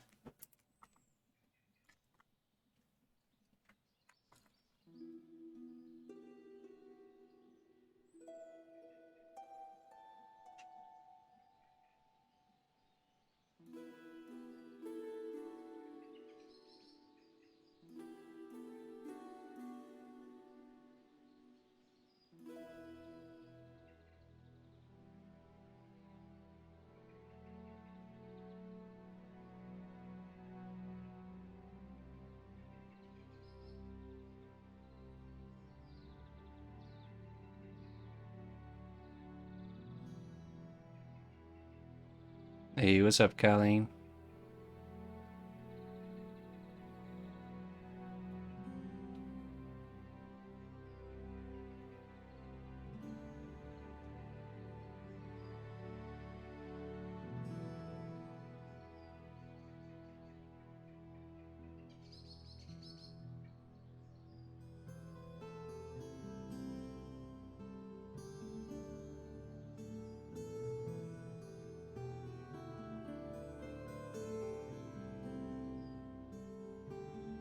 Oh, Colleen, I didn't approve, step into my office. We need to talk about your unapproved overtime. Me and me and Ina saw Colleen editing channel commands, getting some unsanctioned overtime, you know, double pay. One command. It's just one, I promise. It's all right. All right. That's awesome, Kelly.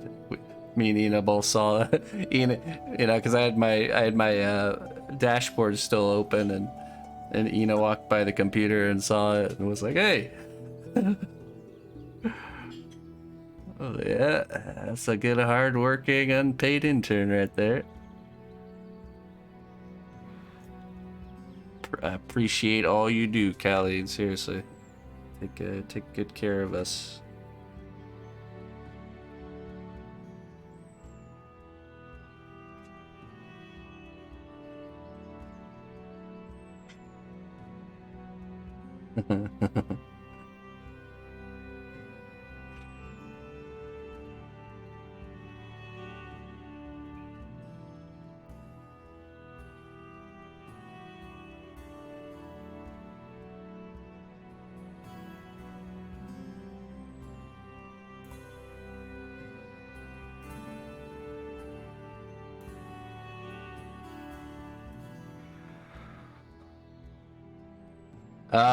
Oh shoot! Yeah, I totally told them, didn't I?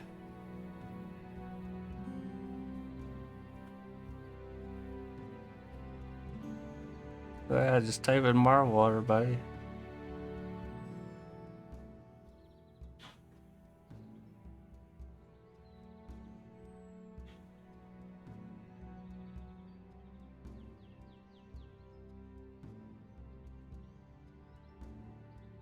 Oh, really? Yeah, it snowed last night here.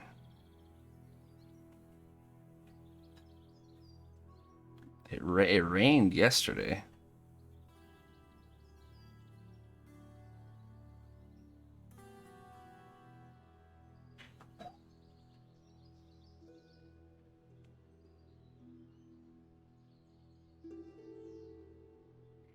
You notice how the lines here on this finger go more upwards, and that's just because of the stretching of the material. Same with here. It's like pulling upwards, you know, because of the hand being bent. And let's add some deeper wrinkles here.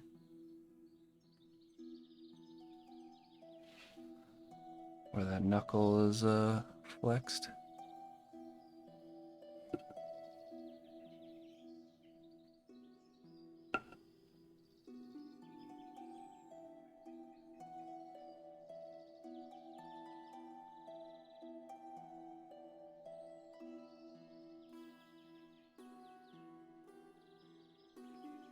It's getting there. Yeah.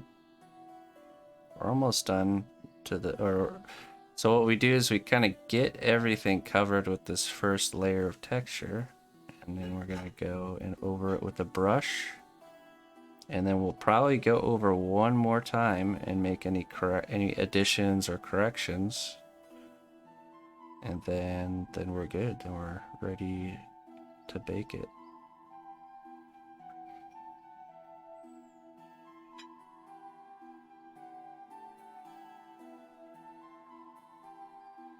Oh,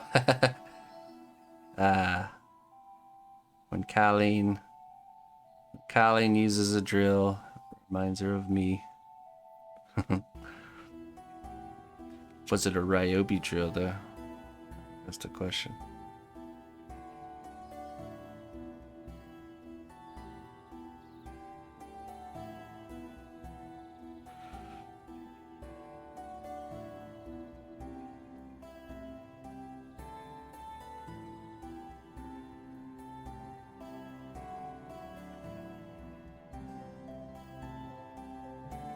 Oh yeah. I woke up this morning, I was like, oh yeah. I have to stream today.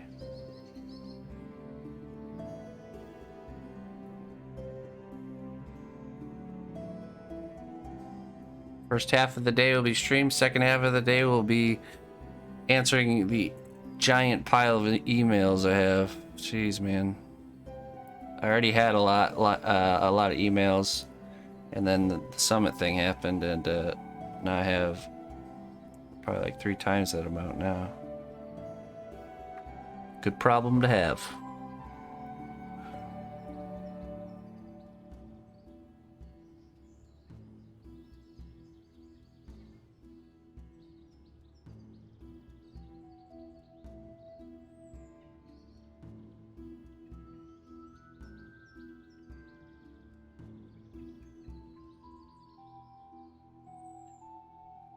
Yeah, it was pretty crazy. I think we peaked at like 3,000 people on Friday. Coming over to say hey. And then it's been like over the weekend was like an average of one new follower per minute with just being offline, which is just crazy. I admittedly am one of those emails. Sorry. No, it's good. It's nothing to be sorry about. People wanting work from me. That's a good thing.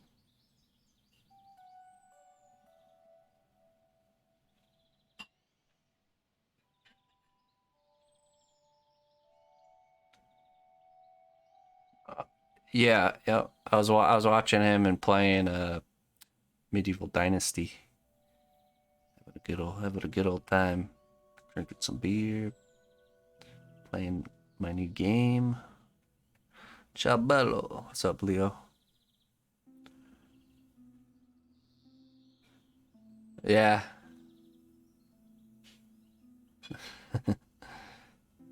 It's it's always crazy when you know that sculpture was literally here like less than a week ago, so and then you see it on camera. That's not the first streamer that's happened with. It's always a little bit surreal when something is on the other end of the screen now. Yeah, I was hanging out with Mr. Squeesha.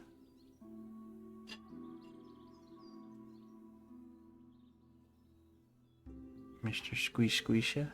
I saw a few of you people in there.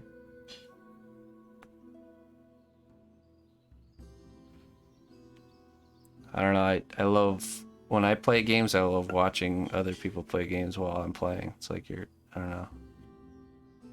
I grew up with brothers and sisters, and we all couch co-op together. It's like a similar feel when you do that. How may these hands be of service to you? Durkin the Pan, thank you very much for the 7 months. Climbing your way up to that 1 year. Thanks for sticking with me and supporting what I do, man. Durkin.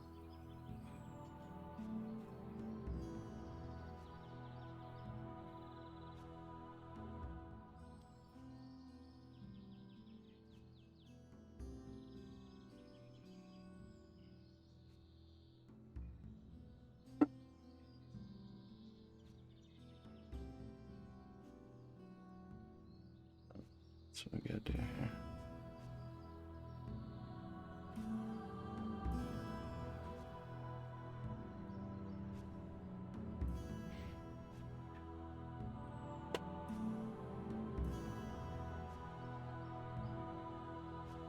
That 1 year shall be mine. I appreciate it, man. Glad to have you part of the Synaptish Kingdom.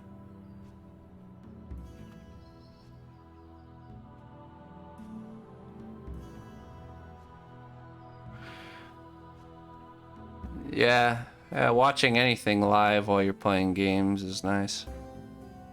Or even when you're working, you know, when you're working on stuff. But that depends. It can't be like too crazy. For me, it can't be something like, for example, I can't watch a game I'm interested in while I'm working because then I watch the stream and I don't get work done. But I can watch someone else doing work or being creative while I work.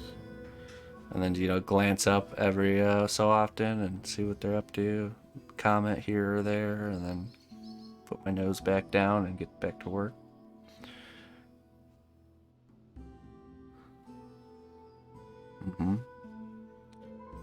The old work and lurk. All right, so we got everything covered in texture here. No, I've not sculpted a Gundam before, unless you count Iron Man as a Gundam. You know what? This finger needs a little bit more deeper wrinkles there. Okay.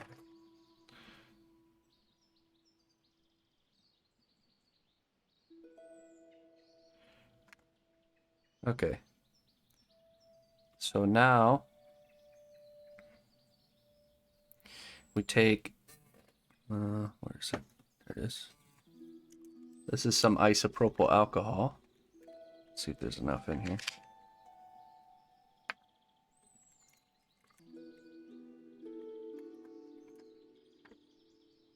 Yep, it creates that workshop environment where everyone around you is working, and it makes you want to work too.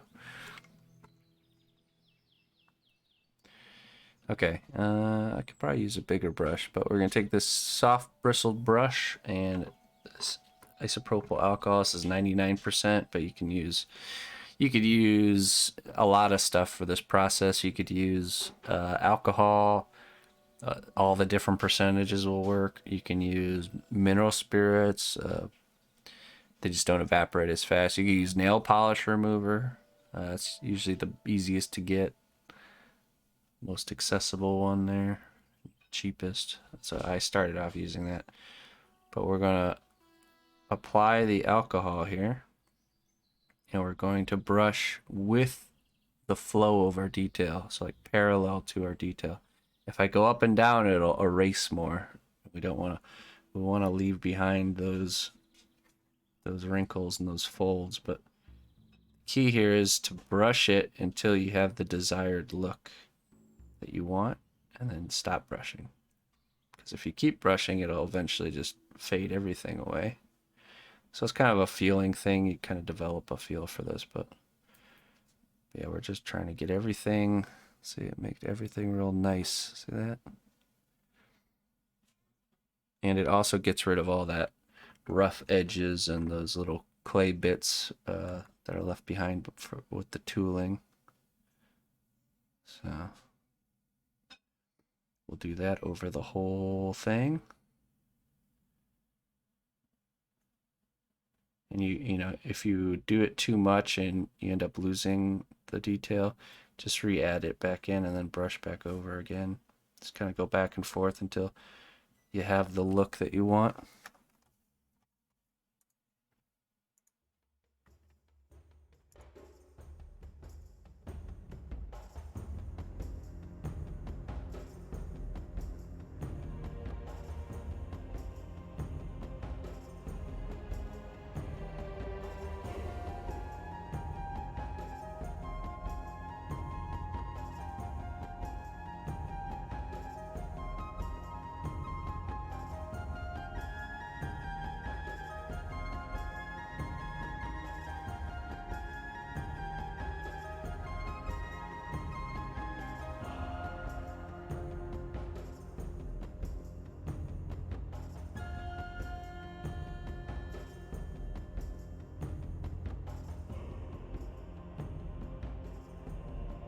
Pretty much, you're like sculpting with the brush too, you know. So you can move, you can shift the clay around with the brush.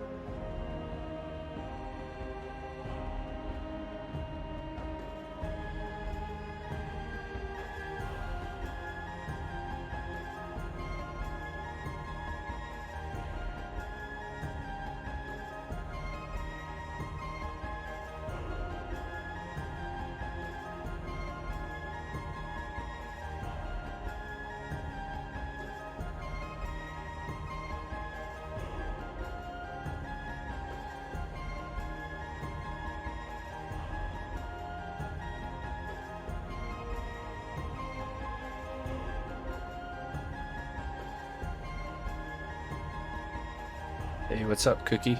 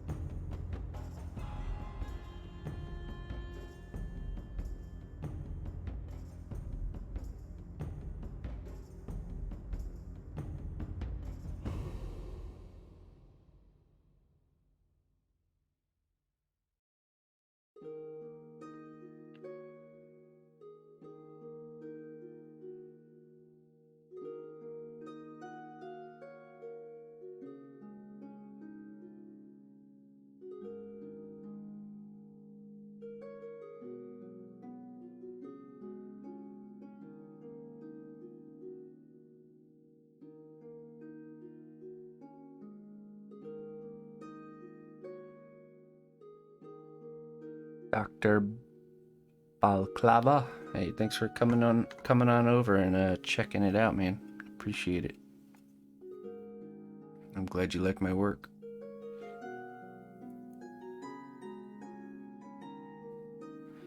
You can commission me to make you something, yeah.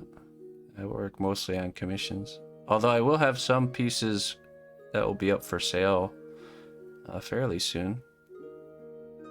Most of the work I do, that's usually not normal. Normally, everything I do is commissioned, so built to spec, custom ordered. Yeah, you just have to email me and let me know what you're interested in. If you want to go that route.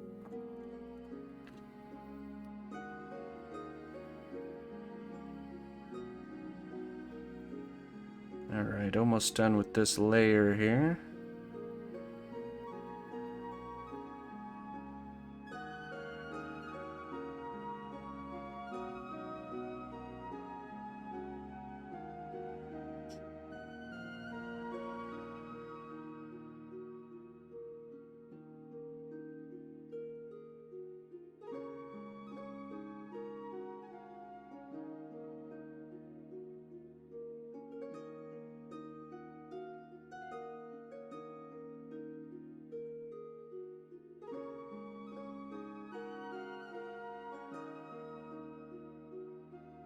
Yeah, just buy yourself a nice basic set of the wooden sculpting tools, you know. They look like this. Come with all kinds of different ends to them, you know. Fairly cheap. That's what this was. This used to be that. It upgraded into what it is over thousands of hours of sculpting. Sanded with the fibers of the clay and oiled with the oils of the hand. It used to be the same color as this. Look at that. Pretty sure those are from the same set. Da-da-da. Stained over time. You can see how shiny it is too.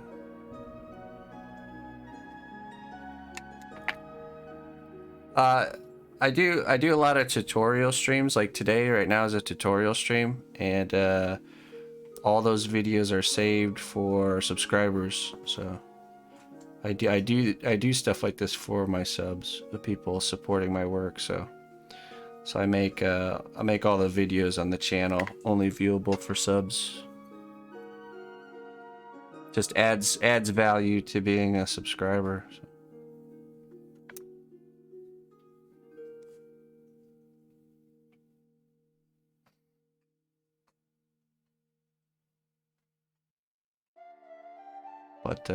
But live streams are available to everybody. It's just the video content.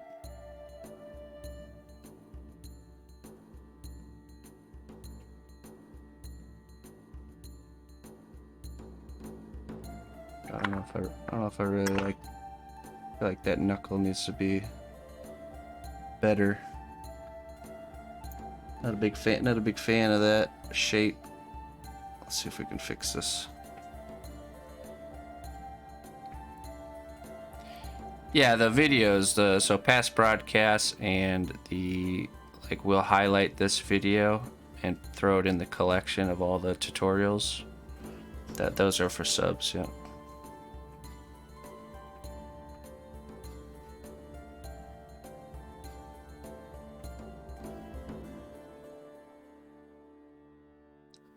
Pretty much, I got to this point where I wanted to provide some sort of perk to subscribers, and I was doing all kinds of different things, but I decided that the best way to do that is to use the tools that Twitch already gives you instead of trying to invent something new, you know.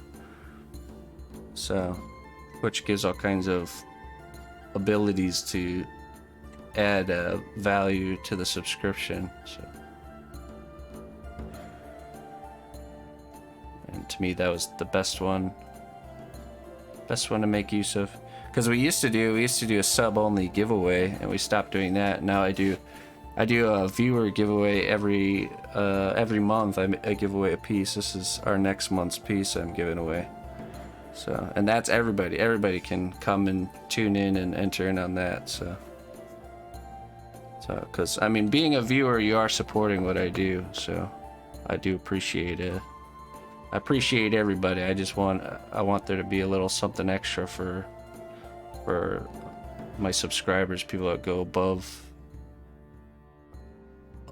and monetarily support what I do. I'm certainly no rich man, that's for sure. So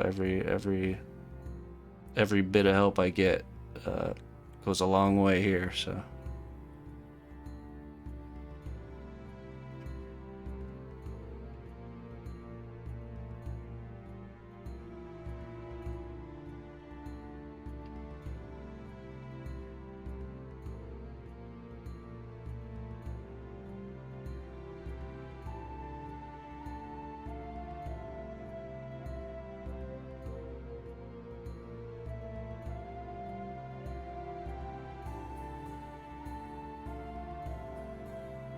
There you go. Yeah, I would just look at what material they're made out of. You can't go wrong with wood, really. Wood won't break on you. I'm not a big fan of the plastic myself, so. Alright, this seam line definitely needs to be fixed here. They have tools that look like these, but they're made out of plastic. Not too big of a fan of that.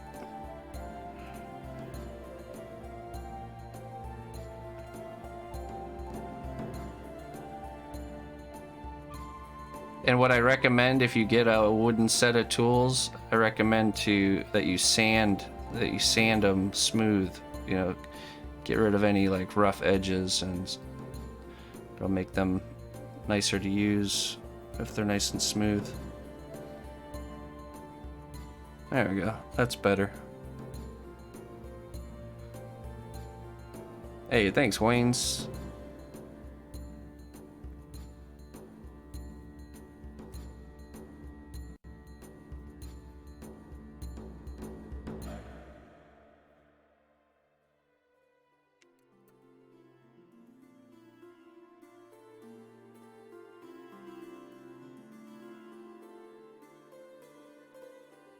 All right, now we're gonna take this tool and I'm gonna do a dotted line inside that valley we created for the seam line.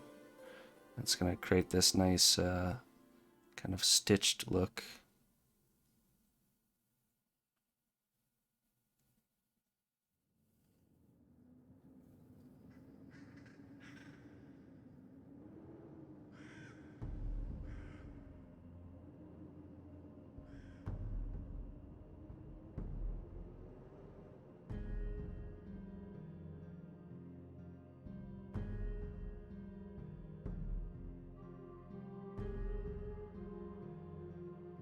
That's right, yeah, this tool is from the wax sculpting set. Also, I'm pretty sure it's an inexpensive tool set, just on Amazon.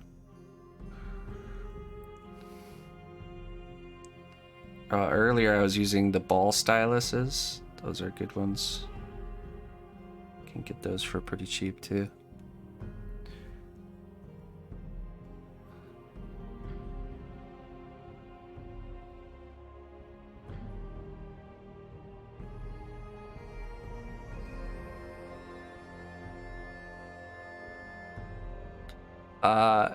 I use reference images.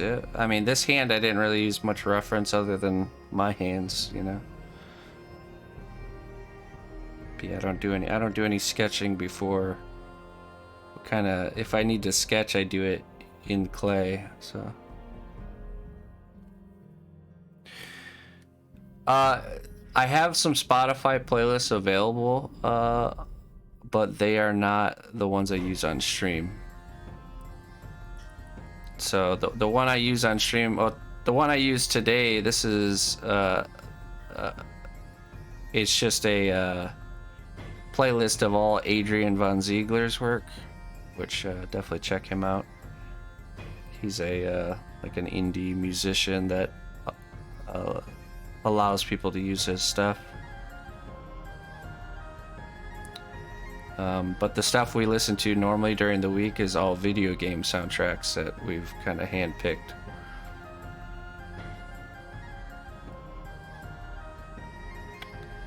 Yeah, the playlists I have available that you can see are it's video game stuff, but it also has movies and shows. So I wouldn't stream that because movie and show music is not as safe as video game soundtracks.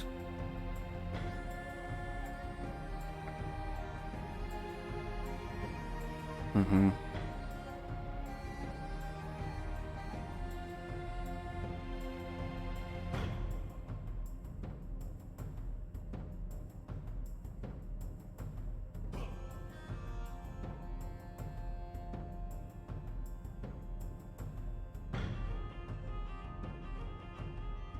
Yeah, you gotta mix it up. You have to have a variety, so definitely, even if it's good.